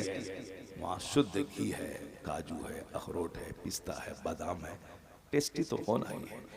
टेस्टी ये हलवा खाने वाले मजनू हम लोग हैं। और गौसे आज़म 40 बरस तक इशा के वजू से फजर पढ़ते हैं। कोई नहीं है जो गौसे पाक का सच्चा दीवाना पांचों नमाज, पांचों टाइम, हर टाइम के लिए अलग अलग वजू करके पढ़ लें। कोई ज़रूरी नहीं कि हम इशा के वजू से फजर पढ़ें, हम इशा के वजू से इशा पढ़ लें, फिर 5-6 घंटे 8 घंटे सो जाएं, फिर फजर के टाइम में फजर के वजू से फजर पढ़ लें। यही सबसे बड़ी कादरियत है, यही गौसे पाक से सबसे बड़ी मोहब्बत है। तो जो गौस अल मदद निकल जाता है और ये सबको अंदाज़ा है कि मदद कैसे फौरी आती है।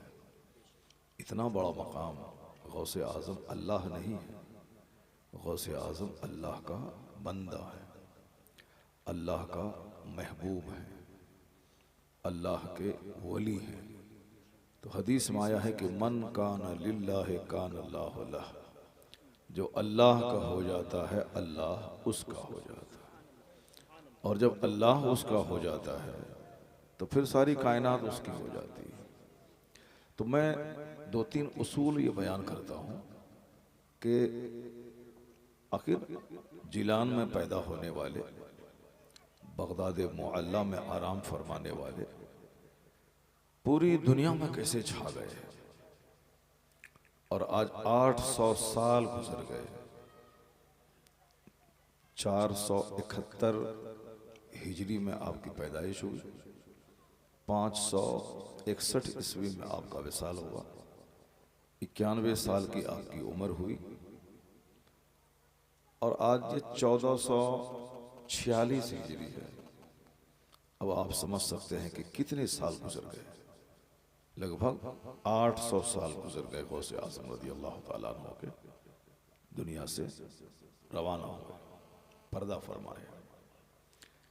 लेकिन आज तक दुनिया भूल नहीं पाई, जबकि हम लोग समाज में ये देख रहे हैं कोई शख्स मर जाता है तो तीजा और 40वां के बाद ही लोग उसको भूल जाते हैं। थोड़ा सा कोई नाम वाला हुआ तो 1 साल के बाद लोग भूल जाते हैं, और कोई उससे बड़ा नामवर हुआ तो 2-4-10 साल लोग याद रखते हैं और भूल जाते हैं। लेकिन कुछ नाम ऐसे होते हैं कि हजार साल गुजर जाने के बाद भी उनकी अजमत का सूरज गहन में नहीं आता। उन्हीं बड़े लोगों में एक नाम सरकार गौसे आज़म रज़ी अल्लाह अन्हु का। आखिर ऐसा क्यों होता है? सरकार आला हजरत रज़ी अल्लाह ताला अन्हु के विसाल किए हुए 100 साल से ज़ायद का अरसा गुजर गया। शुरू के दिनों में उनके उर्स में लोग 5,000 10,000 रहते थे, धीरे धीरे 20,000 40,000 50,000 1 लाख 2 लाख, और आज की तारीख में आला हजरत के उर्स के मौके पर कमो बेश 20 से लेकर 30 लाख लोग बरेली में रहते हैं। तो वक्त गुजरने के बाद हम लोग अपने बाप दादा को भूल जाते हैं, जिसने हमें ज़मीन दी, जिसने हमें मकान दिया, जिसने हमें पाला पोसा, उसको हम भूल जाते हैं। समाज में जितने भी ज़मींदार लोग हैं, बहुत कम लोग ऐसे होते हैं जो खुद से कमा के ज़मीन खरीद करके एक बहुत बड़े फार्म हाउस का मालिक बन गया हो। अक्सर लोग वो होते हैं जो अपने बाप दादाओं से मिली हुई ज़मीन पे ज़मींदार कहलाते हैं। अक्सर लोग ये होते हैं। बहुत कम लोग होते हैं जो अपनी ज़मीन खरीद के अपना घर बनाते हैं।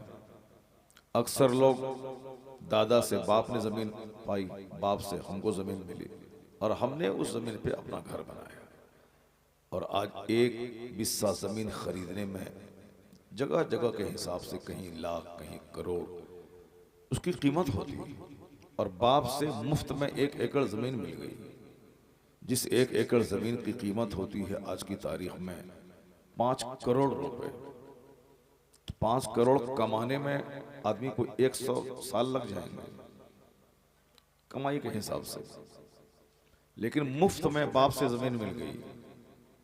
तो अब उस बाप को याद करना, उसके लिए इसाले सवाब करना एक फर्माबरदार बेटे पे लाजिम हो जाता है कि जिस बाप ने मुझे मुफ्त में 10 करोड़ की जमीन दे दी, छोड़ के मरे, तो वो बच्चा कुरान खानी बरसी के दिन महफिल मिलाद करके याद करता है बाप को।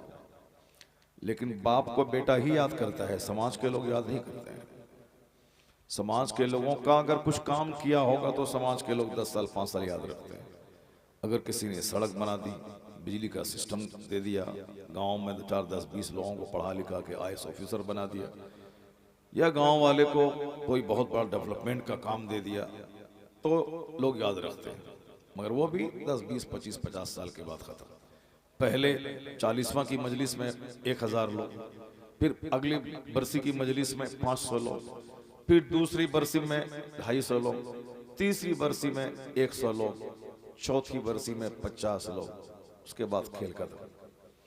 लेकिन आला हजरत के उर्स में शुरू में 10,000 लोग, 25 साल के बाद 50,000 लोग, 70 साल के बाद 2 लाख लोग, 90 साल के बाद 10 लाख लोग, आज 100 साल हो गए, 25 लाख लोग उर्स आला हजरत में बरेली आ रहे हैं। यानी वक्त गुजर रहा है, मकबूलियत बढ़ती चली जा रही है। वक्त गुजर रहा है, नाम लेने वालों की तादाद में इजाफा हो रहा है। बस क्यों होता है उसी पॉइंट पे मैं गौर कर रहा हूँ।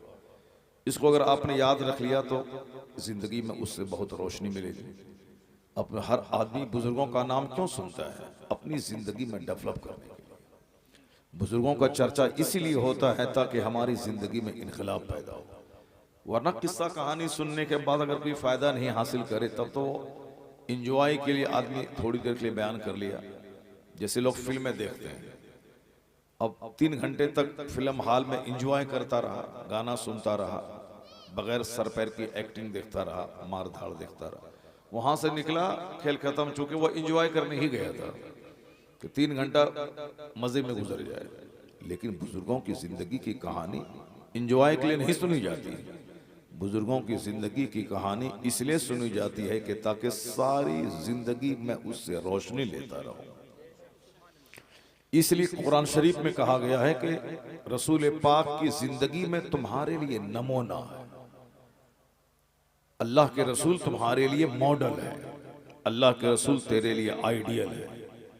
अपनी जिंदगी में हर स्टेज पे आका अलैहिस्सलाम की जिंदगी से नूर हासिल करो कि हुजूर जीते कैसे थे, आका का ताल्लुक अपनी बीवियों से कैसा था, हुजूर का ताल्लुक अपने पड़ोसियों से कैसा था, आका अलैहिस्सलाम रात कैसे गुजारते थे, आका अलैहिस्सलाम दिन कैसे गुजारते थे। तो अल्लाह ने कहा कि तुम अपने पैगंबर से नूर हासिल करो और तुमको जीने का सलीका सिखाने मुस्तफ़ा दुनिया में तशरीफ लाए, मकसद हयात बताने मुस्तफ़ा तशरीफ लाए। आका अलैहिस्सलाम जंग कैसे करें वो फलसफा बताने आए हैं, और मैदान जंग में सुलह कैसे करें ये तरीका मुस्तफ़ा सिखाने आए हैं। अपने बच्चों की तरबियत कैसे करें ये हुजूर बताने आए हैं। 2 बीवियों में इंसाफ कैसे करें ये राज मुस्तफ़ा बताने आए हैं। हमें बहैसियत हाकिम कैसे रहना है ये थ्योरी सिखाने मुस्तफ़ा आए हैं। और बहैसियत रिआया और महकूम मुझे कैसे रहना है ये फलसफा सिखाने मुस्तफ़ा आए हैं। From the cradle to the grave, माँ की गोद से लेके कब्र की गोद तक जीवन के सारे क्षेत्र में नेतृत्व करने, मार्गदर्शन करने, सही रास्ता दिखाने रहबरे दो आलम तशरीफ लाए। अब हुजूर की जिंदगी से एक चैप्टर में खोलता हूं कि कैसे हमारे लिए नूर है। हमारे घर में एक मैयत होती है, जरा गौर से सुनिएगा, कोई उठ के भागेगा नहीं। आज 4 घंटे की तकरीर मैं नहीं करूंगा, कल चूंकि 3 घंटे की एक लंबी तकरीर मैं कर चुका हूं और उसके बाद रात में सोया नहीं हूं। और दिन भर मैं सफ़र करता हुआ अब तक आया हूँ, तो इसलिए आज 3 घंटे की तकरीर होगी भी नहीं, चूँकि हमारी फ़्लाइट लखनऊ से है और हमको बहुत जल्दी यहाँ से निकलना भी है। और फिर ऐसे भी लोग सुनना भी नहीं चाहते हैं। अब लोग 1 घंटा 1.5 घंटा बहुत है। वो 5 साल पहले लोग 4 घंटे की तकरीर सुनते थे, लेकिन अब लोग नहीं सुनना चाहते हैं। अब कोई बोलने वाला भी नहीं है, 1 घंटा आधा घंटा बोल के लोग चले जाते हैं। अब एक तो हम हैं जो 3 घंटे 4 घंटे बोल जाते हैं, इस ज़माने में भी वो अलग बात है, लेकिन बोलना और है, सुनना और है। लोग सुनते नहीं हैं, इसीलिए अब मैंने भी फैसला कर लिया है कि जब लोग सुनते नहीं हैं तो हमको भी अब 1 घंटा ही बोलना है। अब 1.5 घंटा बहुत कम बोलेंगे, 1 घंटा बोलना है। अब उसी 1 घंटे पर अगर अमल हो गया तो ज़िंदगी में इनकलाब पैदा हो गया इंशाअल्लाह। ज़रा ज़ोर से बोले सुभान अल्लाह। हाथ उठा के सारे लोग बोले ला इलाहा इल्लल्लाह मुहम्मदुर रसूलुल्लाह सल्लल्लाहु अलैहि वसल्लम। तकरीर चिल्लाने का नाम नहीं है इतना। और पहले ज़माने में लोग कपड़ा फाड़ते थे तकरीर के टाइम, कुर्सी तोड़ देते थे। लोग कहते थे मजबूत कुर्सी रखो वरना कुर्सी टूट जाएगी। हम लोग 40 साल पहले बचपन में जलसा सुनने जाते थे, उस वक्त देखते थे कि एक मौलाना साहब आए कुर्सी ही तोड़ देते थे। तो लोग कहते थे कुर्सी तोड़ तकरीर हो रही है। अब क्या तकरीर हुई, क्या बोला गया, किसी को कुछ मालूम नहीं है। एक हमारे मिलने वाले भाई हैं, वो तस्करा करते थे कि हम आज से 25 साल पहले एक जलसे में गए, एक बहुत बड़े आलिम आए थे कि चौथा शरीफ से, और तकरीर करते करते अपना पूरा कपड़ा फाड़ डाला, यानी कपड़ा फाड़ तकरीर। मैंने कहा कि तकरीर में बोले क्या, तकरीर की कोई बात याद है आपको? वो सब याद नहीं है, अलबत्ता इतना याद है कि कपड़ा फाड़ डाले। तो सब लोग अलग अलग ढंग से जलसे में आते हैं, कोई कपड़ा फाड़ देखने आते हैं, कोई कुर्सी तोड़ देखने आते हैं, कोई अल्फाज और जुमले से अपनी जिंदगी में रोशनी लेने के लिए। सुभान अल्लाह, सुभान अल्लाह। मैं उम्मीद करता हूं कि आज की खूबसूरत मजलिस में जितने लोग यहाँ मौजूद हैं वो सारे के सारे कुर्सी तोड़ तकरीर सुनने नहीं आए हैं, सब दिल पजीर तकरीर सुनकर अपने दिलों को रोशन करने आए हैं। इंशाअल्लाह, इंशाअल्लाह। आज दुनिया में घमंड बढ़ रहा है, दुनिया में गुरूर बढ़ रहा है। गुरूर इसीलिए बढ़ रहा है कि नेक लोगों के पास उठना बैठना बंद हो गया। अब लोगों का उठना बैठना गुंडों के साथ हो गया, लोगों की दोस्ती चोरों और डकैतों से हो गई। लोग अब दुनियावी फायदे के लिए डकैत से मोहब्बत करता है ताकि मेरा पड़ोसी मुझसे डरे कि इसका संबंध, इसका ताल्लुक फलां बाहुबली, फलां अंसारी, फलां यादव, फलां पठान से है। अगर इससे पंगा लोगे तो ये तुम्हें कहीं का नहीं छोड़ेगा। तो लोगों को डराने के लिए आदमी अपने घर में डकैतों को बुलाता है ताकि सारे पड़ोसी जान जाएं कि इनका संबंध उन लोगों से है। बस इसके अलावा कोई मकसद नहीं होता। सब पड़ोसी को डराने के लिए, अपने आसपास के लोगों में अपनी धाक बिठाने के लिए।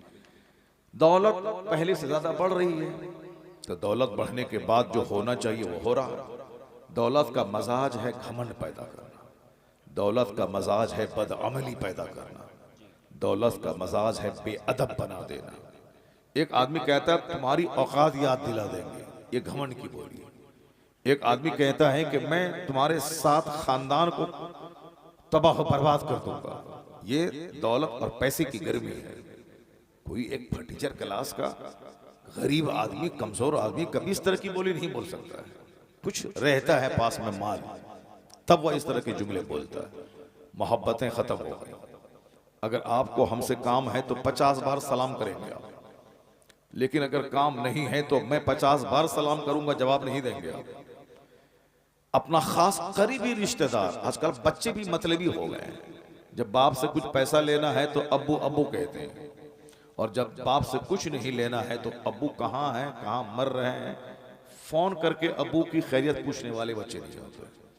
बीवी को जब माल चाहिए तो वो सर में तेल लगाती है और जबरदस्त चाय बना के लाती है, और अगर माल उसको नहीं चाहिए तो फिर शौहर थका मांदा है कि चूर चूर है, कहाँ से आया है, कैसे मर के आया है, कुछ नहीं, वो अपने काम में लगी हुई है, सोई हुई है, सर में दर्द है, काम है। कल चेन्नई में मैं 2 साल नमाज पढ़ाया हूँ। एक बंदा सर्विस करता था, वो हमसे बयान किया कि हजरत जब तनख्वाह मिलने वाली होती है महीने के लास्ट में, तो उससे 5 दिन पहले मेरी बीवी मेरी खूब खिदमत करने लगती है। और जहां तनख्वाह मिली और हमने तनख्वाह उनको दे दिया तो उसके बाद से खाना पाना पानी दाना चाय सब पूछना बंद है। फिर 15 दिन तक परेशान हम रहते हैं, 5 बार कहते हैं खाना लाओ तब लाती है। और जहां फिर 25 तारीख आई अगले महीने की, फिर उसके बाद चाय पानी तेल वगैरह और पाँव दबाना सब शुरू हो जाता है। ये सच कहता हूँ, कोई कहानी फिल्मी नहीं है, ये हमारा मुक्तदी था। वो मैं इमामत करता था, वो मेरा मुक्तदी था। वो मेरे पास बैठ कर अपना दर्द बयान करता था, तो वो अपनी सच्ची कहानी मुझको बयान करता था। सारे लोग मतलबी हो गए, बीवी भी मतलबी, बच्चे भी मतलबी, पड़ोसी मतलबी, रिश्तेदार मतलबी। अगर कोई जरूरत है तो फिर वो फोन करेंगे समझिए, नहीं तो फिर आप ही से शिकायत करेंगे कि आप फोन तक नहीं करते हैं, आप फोन तक नहीं करते हैं। मतलबी लोग हो गए, सलाम नहीं करते हैं लोग, मोहब्बत खत्म हो गई। समाज में रहने के बावजूद हर आदमी अपने आप को अजनबी महसूस कर रहा है, अकेला महसूस कर रहा है। सारे लोग तन्हा महसूस कर रहे हैं कि मैं अकेला हूं, मेरा कोई नहीं। क्यों? मोहब्बत खत्म हो गई। अकाली सलाम ने एक बात कही थी, क्योंकि आज हर आदमी अपने मन के मुताबिक जीता है। हुजूर ने क्या कहा कोई ध्यान नहीं देता है, बस इश्क मोहब्बत इश्क मोहब्बत इश्क मोहब्बत की बातें हो गई। प्रैक्टिकल में न इश्क है न मोहब्बत है, वरना मोहब्बत का मतलब है पैरवी, मोहब्बत का मतलब है कुर्बानी, मोहब्बत का मतलब है नखल। आज अगर किसी लड़के को किसी लड़की से मोहब्बत होती है तो फिर वो उसके बगैर वो जी नहीं सकता। उसका चेहरा देखने के लिए वो रात भर उसकी गली का चक्कर लगाता है। साहब उससे बात करने के लिए वो 5-5 घंटे तक वो अपने बिस्तर पे जगा रहता है कि उनसे बात हो जाए।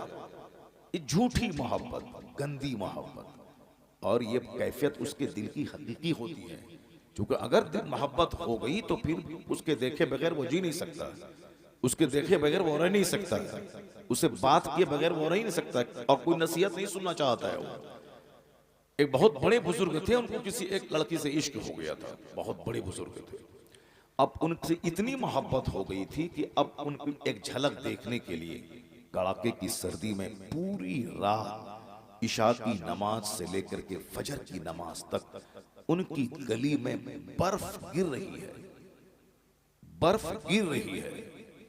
ये इराक और इराक की ठंडी बर्फ गिर रही है, लेकिन चूंकि इस कदर शदीद मोहब्बत उससे थी, एक झलक देखने के शौक में पूरी रात बर्फ गिरती रही, वो सहता रहा। यहां तक कि जब फजर की अजान हो गई और उजाला फैल गया, लोग मस्जिदों की तरफ आने लगे, वो ये समझा कि ईशा की अज़ान हो रही है, वो समझा कि ईशा की अज़ान हो रही है। लेकिन जब सवेरा फैला तो कहा अरे ये तो दिन निकलने वाला है, फजर का वक्त हो गया। ये अजान ईशा की अजान समझा था। इस शदीद मोहब्बत का ये असर है कि 8 घंटे बर्फ में नहाता रहा, फजर की अजान होती रही, मगर इंतजारे दीदार में 8 घंटे को वो 1 घंटा समझते हुए ईशा की अजान समझ रहा। दिल में एक चोट लगी, एक दर्द पैदा हुआ। कहा ओह, एक झूठी मोहब्बत में पूरी रात तुमने गुजार दी, यहां तक कि बर्फ गिरने का एहसास तक नहीं हुआ। काश ये लंबी रात अल्लाह की इबादत में गुजार देते, सुभान अल्लाह, सुभान अल्लाह। काश ये लंबी रात अल्लाह की इबादत में गुजार देते तो कितना मर्तबा तुम्हारा बुलंद हो गया होता। अंदर से नदामत हुई, शर्मिंदगी हुई, दिल ने बहुत ज्यादा उसको झंझोड़ा।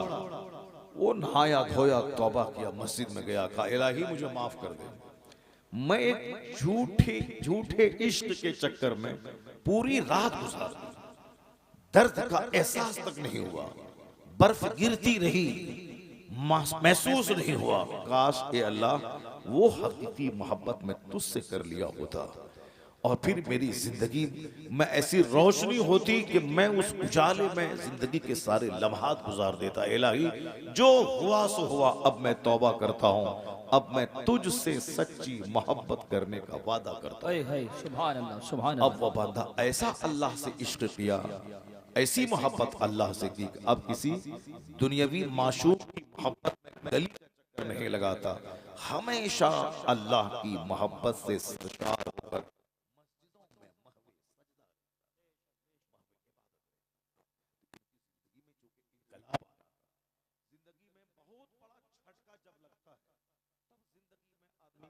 इनकलाब पैदा होता है। आदमी ये चोर था मगर आज नमाजी बन गया। जरूर जिंदगी में कोई बहुत बड़ा शौक लगा होगा, बहुत बड़ा झटका लगता है। ये आदमी डकैत था और ये आदमी आज बड़ा नमाजी बन गया, हाजी बन गया। तो उनकी जिंदगी में कुछ न कुछ ऐसा इंसिडेंट होता है, ऐसा वाकया पेश आता है जिससे उसकी जिंदगी में यू टर्न होता है। बंदा वहां से मोड़ ले लेता है, बंदा सच्ची तौबा करता है। अभी एक शख्स कल बोल रहा था, जरा गौर से सुनिएगा, किस कदर जुनून है कहा कि एक सच्चा वाकया अभी 1 महीने के अंदर था। उन्होंने हमसे ये बताया, कल की रात 3 घंटे मेरी तकरीर हो चुकी थी लंबी, और एक बहुत बड़ा मजमा था, जितने लोग अभी हैं इससे कई गुना बड़ा मजमा था, बहुत ज्यादा लोग। तो उस तकरीर के बाद उन्होंने मेरी तकरीर सुनने के बाद कहा, हुजूर एक मैटर आप और इजाफा कर लीजिएगा उसमें।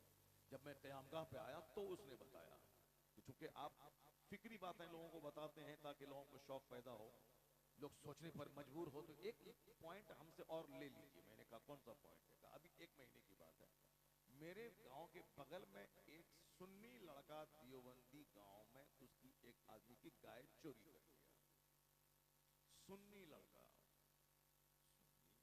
सुन्नी मुसलमान है, बहुत शराबी है, पापी है, बदकार है, बहुत सारे लोग हैं, बहुत तरह। ऐसा थोड़ी कि सुन्नी जो है वो सबसे सब पक्का नमाजी, पक्का मुत्तकी, और दियोबंदी के मुकाबले में सुन्नी तो कम नमाजी होता है, क्योंकि उसके यहाँ 24 घंटे नमाज की फजीलतें बयान की जाती हैं। फज़ाइल अमाल है तो ये है वो है, फजर छोड़ने का ये नुकसान, ज़ोहर छोड़ने का ये नुकसान, असर छोड़ने का ये नुकसान, जमात छोड़ने का ये नुकसान, जमात से नमाज पढ़ने का ये फ़ायदा, नमाज की ये फजीलत। उसकी पूरी मोटी मोटी किताब में बुखारी, मुस्लिम, अबू दाऊद, तिरमिज़ी से सारी हदीसें नकल करके वो सामने वाले के बीच में बयान करता है। तो बड़ा चौपट से चौपट आदमी भी नमाजी बन जाता है, क्योंकि जब बार बार कहा जाएगा कि नमाज नहीं पढ़ने वाला आदमी का अंजाम फिरौन के साथ होगा, यह हदीस में आया। बेनमाजी का अंजाम हामान के साथ होगा, यह हदीस में आया। बेनमाजी का हश्र हारून के साथ होगा, यह हदीस में आया। तो अब जब आदमी सुनेगा कि बेनमाजी का अंजाम फिरौन के साथ होगा, वो फिरौन के साथ जहन्नम जाएगा, अब तो आदमी तो है, सीना तो हिलेगा। तो फिर वो आदमी झुक जाता है, नमाज पढ़ने लगता, नहीं हमको फिरौन के साथ जहन्नम नहीं जाना, हमको तो सिद्दीकीन, सालिहीन, शुहदा के साथ जन्नत जाना। जब बार बार ये बातें बताई जाती हैं तो बंदा नमाजी हो जाता है। अब वो बार बार बताता है कि हुजूर ने फरमाया है कि जो जानबूझकर नमाज छोड़ा वह कुफ्र के करीब पहुंच गया। अब उसका बंदा जब सुनता है तो कहता है, अरे अरे हम तो मुसलमान हैं, काफिर तो होंगे नहीं। काफिर होने का मतलब है खरबों साल आग में जलना। मुसलमान है, थोड़ा बदअमल हो गया, मरने के बाद तो बख्शिश की उम्मीद है कि या तो अल्लाह माफ कर दे अपने फजल से, या फिर गुनाह की सजा काटने के बाद जन्नत जाएगा। लेकिन अगर कोई काफिर होके मर गया, चाहे दुनिया का प्रधानमंत्री क्यों ना हो, वहां तो खरबों साल आग में जलना होगा। ये इतना जबरदस्त पॉइंट है कि बंदा इस पर अगर नजर रखे, वो दुनिया के सारे सुख सुविधाओं को त्याग करके वो आखिरत की तैयारी में लग जाएगा।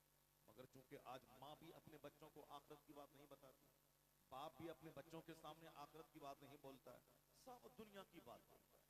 हम ऐसे लोगों को जानते हैं जो इस 30 साल से 40 साल से मगर नमाजी नहीं बन पाया, नमाजी नहीं बन पाया। क्यों? उधर तवज्जो नहीं है उसकी, या उसके दिमाग में शैतान डाल दिया है कि बगैर नमाज पढ़े भी जन्नत मिल जाएगी।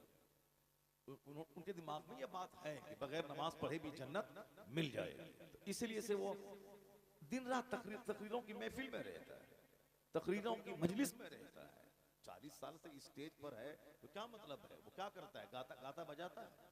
नहीं नहीं, स्टेज पर है तो तकरीरें सुनता है, मगर वो गौर से सुनता नहीं। स्टेज पर बैठा है, मोबाइल चला रहा है, स्टेज पर बैठा है, वो साहब दिमाग कहीं दूसरी तरफ है, खैनी खा रहा है, गुटखा चबा रहा है, दिमाग दूसरी तरफ है, वो तो 100 साल भी बैठेगा नमाजी नहीं आएगा।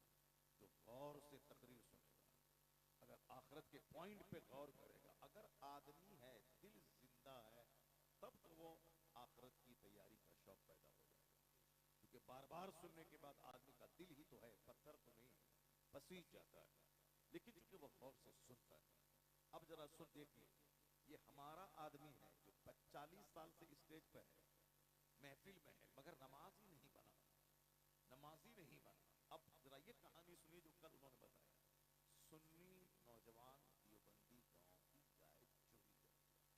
उसी टाइप का होगा वो, चोरी करना जुआ खेलना उसी टाइप का होगा। सुन्नी गांव में हर तरह के लोग रहते हैं, कोई नमाजी है, कोई अरबपति है, कोई गरीब है, कोई मजदूर है, कोई दिन रात जुआ खेलने वाला है। उसी तरह का लड़का था सुन्नी गांव का, नमाजी नहीं था। वो गाय चोरी कर लिया। अब इत्तेफाक से पकड़ा गया। जब पकड़ा गया तो उस लड़के को पकड़ करके देवबंदी गांव के लोगों ने पकड़ के रखा उसको। मुखिया सरपंच गांव के पंच लोग सारे लोग आए, प्रधान सब। अब इसका फैसला क्या होगा। उन्होंने गाय चोरी की है, अब बिल्कुल रंगे हाथों पकड़ा गया। अब ऐसा नहीं कि इल्जाम है, नहीं, रंगे हाथों पकड़ा गया, चोरी करते हुए पकड़ा गया। अब क्या होगा इसका। तो कोई बोला इसको इतना मारो, कोई बोला इसको जेल में डाल दो, कोई बोला इसको 50 जूता मारो, कोई बोला इससे 25,000 रुपये वसूल कर लो। अब जाहिर सी बात है, जब आपके गांव में भी जब कभी कोई पंचायती होती है तो 50 लोग हैं तो हर तरह हर आदमी अपनी अपनी राय पेश करने लगता है। कोई कुछ बोलता है, कोई कोई गौर से सुनिए, सीना हिल जाएगा, सीना हिल जाएगा।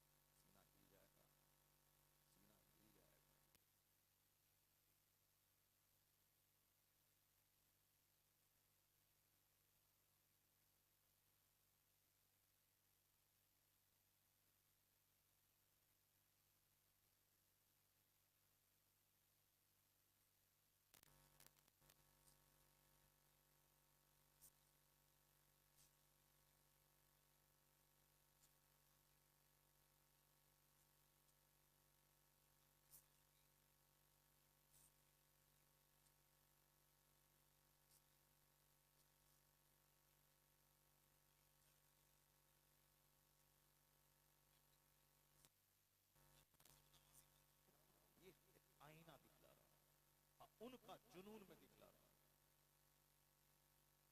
उसको पकड़ के रखा, कोई बोला मारो, कोई बोला जेल डालो, कोई बोला पुलिस वाले को बुलाओ।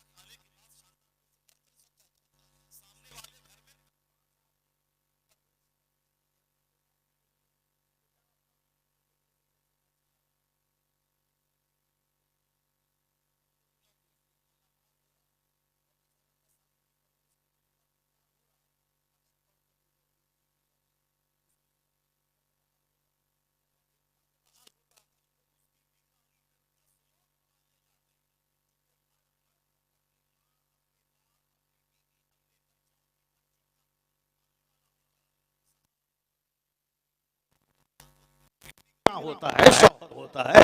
जब शौहर खुद कमा रहा है, उसकी परवरिश हो सकती है, वो अलग से एक मर्द के हक को मारकर, आज जो हिंदुस्तान में गुर्बत बढ़ रही, कसाद बाजारी बढ़ रही है, एक तरफ गरीब है, गरीब से गरीब तर होता जा रहा है, एक तरफ मालदार है, दौलत है, उसके घर में बहती चली जा रही है।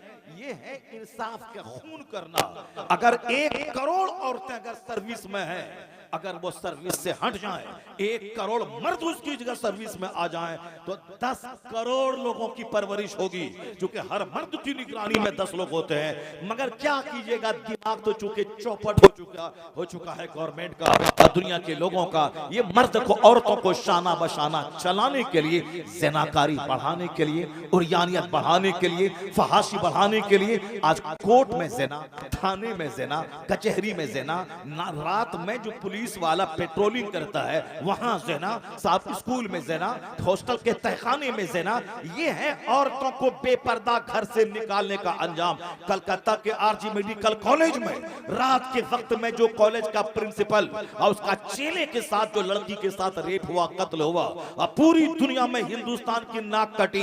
ये क्या है? ये मेडिकल कॉलेज में ज़िना और MBBS डॉक्टर के साथ ज़िना और कॉलेज का प्रिंसिपल ज़िना करे। ये बताएं कि बेपर्दगी ने कहां तक पहुंचाया। इसी का नाम डेवलपमेंट है, इसी का नाम तरक्की है, इसी का नाम विकास है कि दुनिया में शराब बढ़ गई और ज़िना बढ़ गया। इसी का नाम डेवलपमेंट है।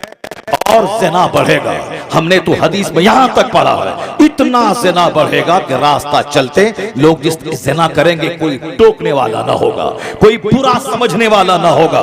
जैसे आज हाफ पैंट पहन के औरतें चल रही हैं और कोई कहने वाला नहीं है, लोग देख देख के मजा ले रहे हैं, उसी तरह कल ज़िना होगा चाय की दुकान पे, पान की दुकान पे, रेलवे स्टेशन पर, एयरपोर्ट पर, मजलिसों में। कोई नहीं बोलेगा ये चलता है, यह फैशन का हिस्सा है। जैसे खैनी खाना, गुटखा खाना, सिगरेट पीना, रास्ता चलते पियानो बजाना, जैसे सीटी बजाना, छेड़खानी करना, बेपर्दा चलना, टी शर्ट पहन के चलना, फटा हुआ जींस पहन के चलना, पूरे जिस्म को नंगा करके चलना, आज फैशन बन चुका है। उसी तरह कल ज़िनाकारी भी फैशन बन जाएगी। जिस तरह कुत्ता कुतिये के साथ करता है, उसी तरह मर्द औरत के साथ रास्ता चलते करेंगे, कोई टोकने वाला नहीं होगा।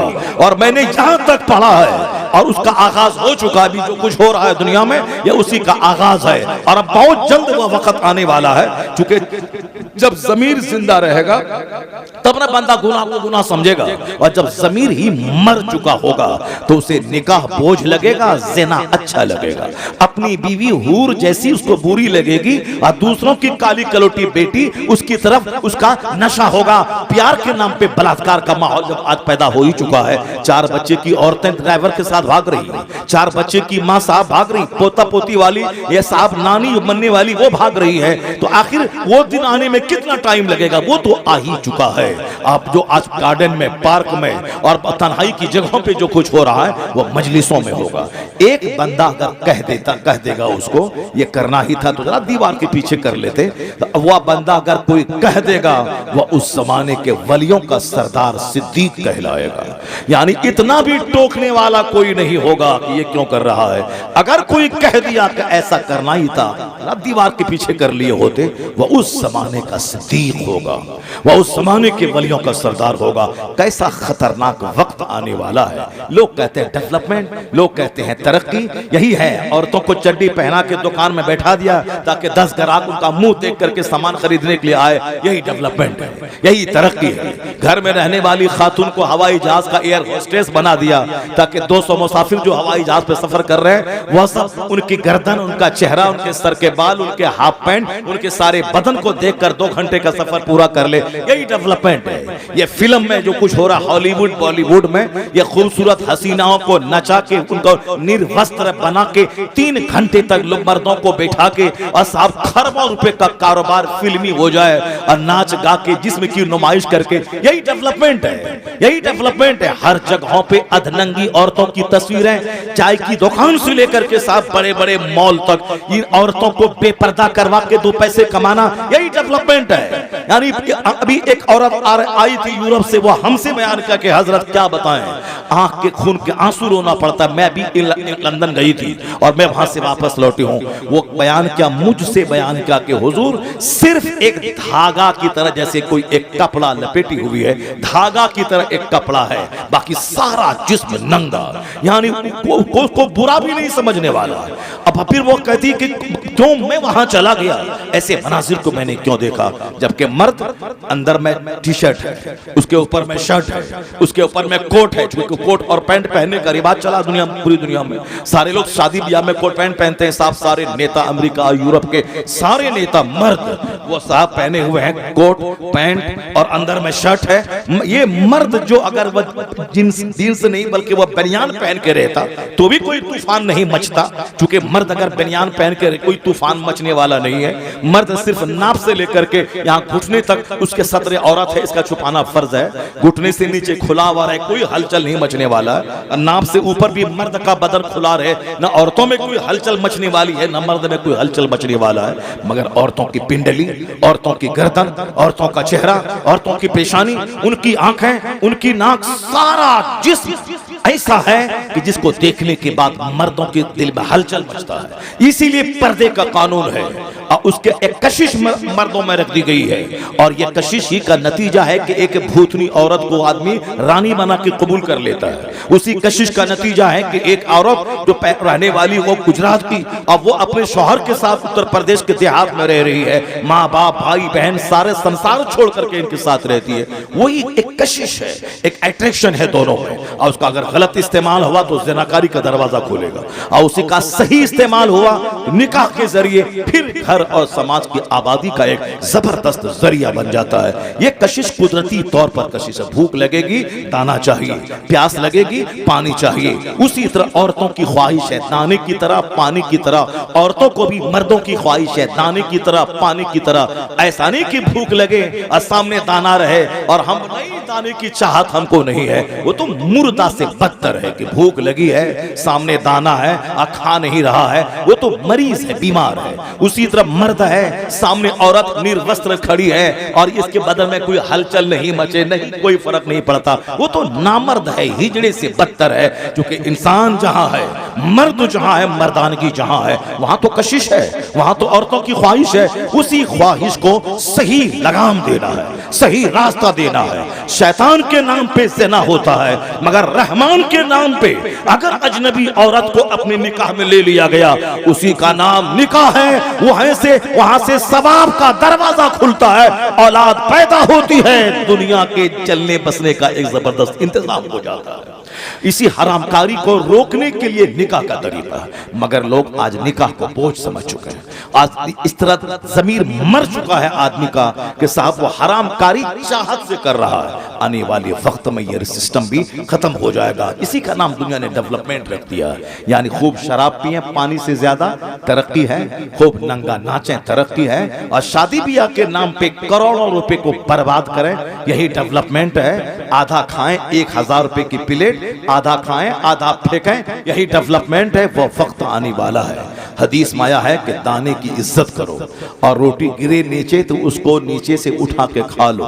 दाने की इज्जत करो, वरना मुस्तफा फरमाते हैं, नाइबे परवरदिगार कहते हैं कि जिस कौम से दाना रूठ जाता है, रोटी रूठ जाती है, दोबारा नहीं आती है। यानी अगर रोटी रूठ गई, वो चाहे 50 दरगाहों पे जाके चूतड़ रगड़ के आ जाए, पेशानी रगड़ के आ जाए, नहीं होगी। जब अल्लाह नाराज होता है तो चाहे वो 1,00,000 दरगाहों पे जाके पेशान सर पटक के रह जाए, नहीं मुराद पूरी होगी, नहीं उसकी तकदीर का दरवाजा खुलेगा और नहीं खुशहाली आएगी।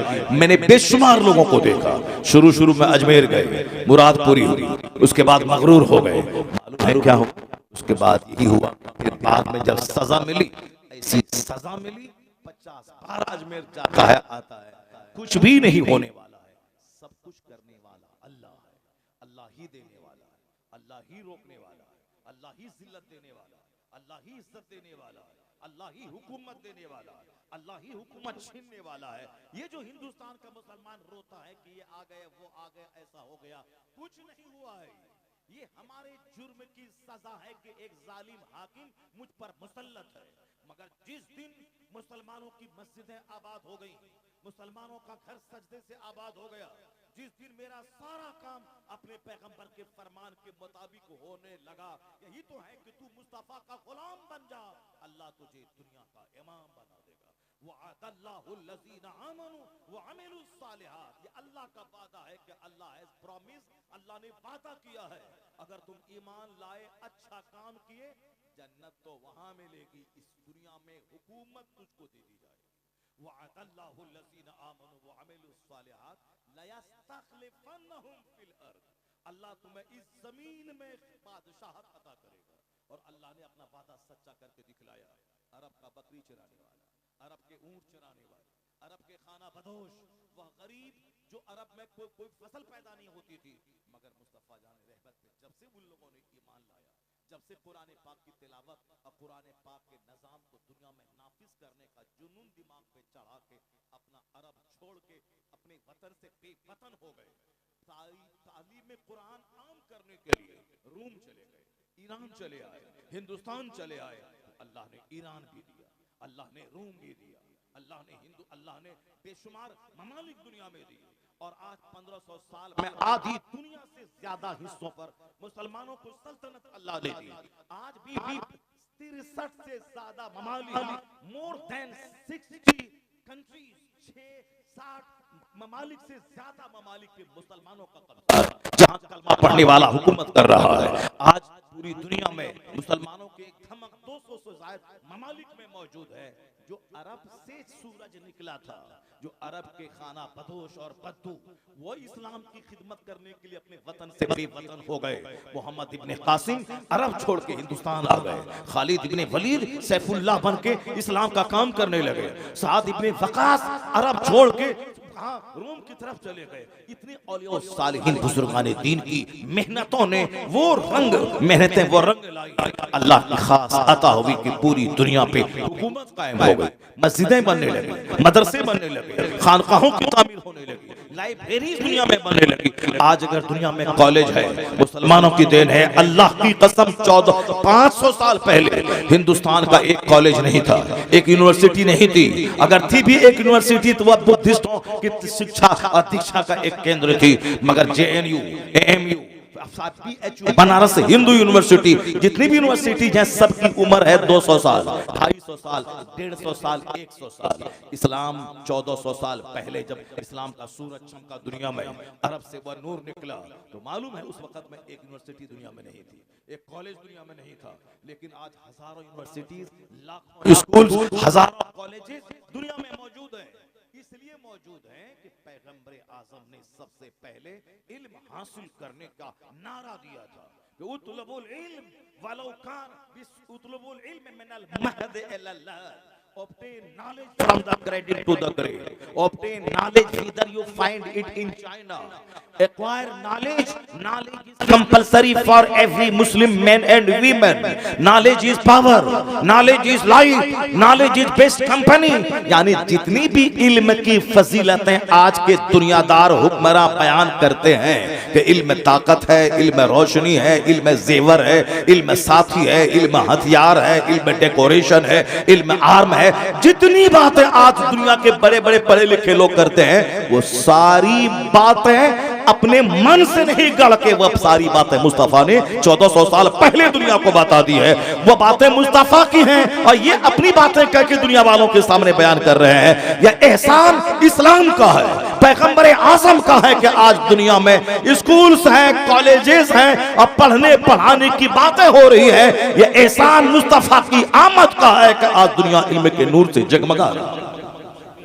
इसको तो मानना पड़ेगा। वो दो चार जलील किस्म के लोग अगर पैगंबर के खिलाफ कुछ बकवास कर रहे हैं, वो जलील अंधे हैं। वो जलील नहीं, उसे मालूम है कि इस्लाम ने क्या किया। आंख बंद करके सूरज का इनकार, वो आंख बंद करके वो कहते हैं कि रात नहीं, वो आंख बंद करके कहते हैं कि दिन नहीं। तो अगर कोई किसी पागल कमीने चोटे के कह देने से अगर कि आज सूरज नहीं है, तो ऐसा नहीं हो जाएगा कि सूरज नहीं है। अगर कोई खसीस और कोई रजील बोल दे कि जलसे का फायदा नहीं है, उस कमीने के बोलने से इसका नहीं माना जाएगा कि जलसे का फायदा नहीं है। वो रजील, वो खबीस, वो मरदूद क्या जाने, ये एक दरसगाह है जलसा, जहां से हजारों लोगों को दीनी मसाज मिलता है। तुम अगर नहीं नमाजी बने, लाखों लोग वो हैं जो खिताबत सुन सुन के नमाजी बने हैं। अगर तुम दीनदार नहीं बने तो जाओ तुम जहन्नम की आग में जलो। मगर बेशुमार लोग हैं जो उलमा की सोहबतों में दीनी गुफ्तगू सुनकर जन्नती बन गए हैं, इस्लामी सोच के हामिल बन गए हैं। मेरे जैसे कमजोर किस्म के आदमी के पास तो बेशुमार फोन आते हैं कि आपकी तकरीर सुनने के बाद मैं नमाजी बन गया हूँ, मैं कज़ा नमाज कज़ाए उम्री के तौर पर अदा कर रहा हूँ, मैं साहब अब गाने बजाना छोड़ दिया हूँ, मैं तकरीर बगैर सुने सोता नहीं हूँ। जब मेरे जैसे कमजोर आदमी के बयानात का ये असर है, जो बड़े बड़े लोग हैं, जो मुत्तकी परहेजगार लोग हैं, जो तहज्जुद गुजार लोग हैं, जो बड़ी बड़ी खानकाहों के बड़े बड़े सज्जादा नशी हैं, जिनके हजारों और लाखों मुरीदीन का जाल दुनिया में नेटवर्क फैला हुआ है, उनसे कैसा फायदा होगा? तो किसी के चिल्लाने बुल्लाने से या किसी के बकवास कर देने से इस्लामी बेनिफिट्स को नकारा नहीं जा सकता है। और ये जादू सबके सर चढ़ बोलता है। आज दुनिया में जितने इंस्टीट्यूशंस हैं एजुकेशनल, वो सब इस्लाम की मरहून मिन्नत है, इस्लाम का गिफ्ट है, इस्लाम का दिया हुआ है। चूंकि जो कुछ तुम आज बोल रहा है, ये वही नारा है जो मुस्तफ़ा ने 1500 साल पहले दुनिया वालों को अता फरमाया। और आका अलैहिस्सलाम ने दुनिया को तहजीब दी है, दुनिया को तमद्दुन दिया है, दुनिया को जीने का एक नया रास्ता दिखलाया है। इसलिए अमेरिका का एक बहुत बड़ा पढ़ा लिखा आदमी इस सच्चाई को बोले बगैर नहीं रह सका। वो कहता है, he was the only man in history who was supremely successful on both religious and secular levels। ये कोई हिंदुस्तान का कमजोर पढ़ा लिखा आदमी नहीं है। वो साहब ये दो चार आदमी जो नबी के खिलाफ बोलते हैं, इन जैसे 1 करोड़ को पढ़ा लिखा के इंसान बनाने वाला ये अमेरिका का इतना बड़ा लायर, एडवोकेट, साइंटिस्ट, इतना बड़ा पढ़ा लिखा आदमी वो ये बोल रहा है। ये गली कुचे का गिरा हुआ आदमी कुछ बोलता है, हे मुसलमान, कभी उसकी बात पे कान मत धरना, कभी उसकी बात पे थाने का घेराव मत करना, कभी उसकी बात सुनने के बाद उसको हीरो मत बना देना।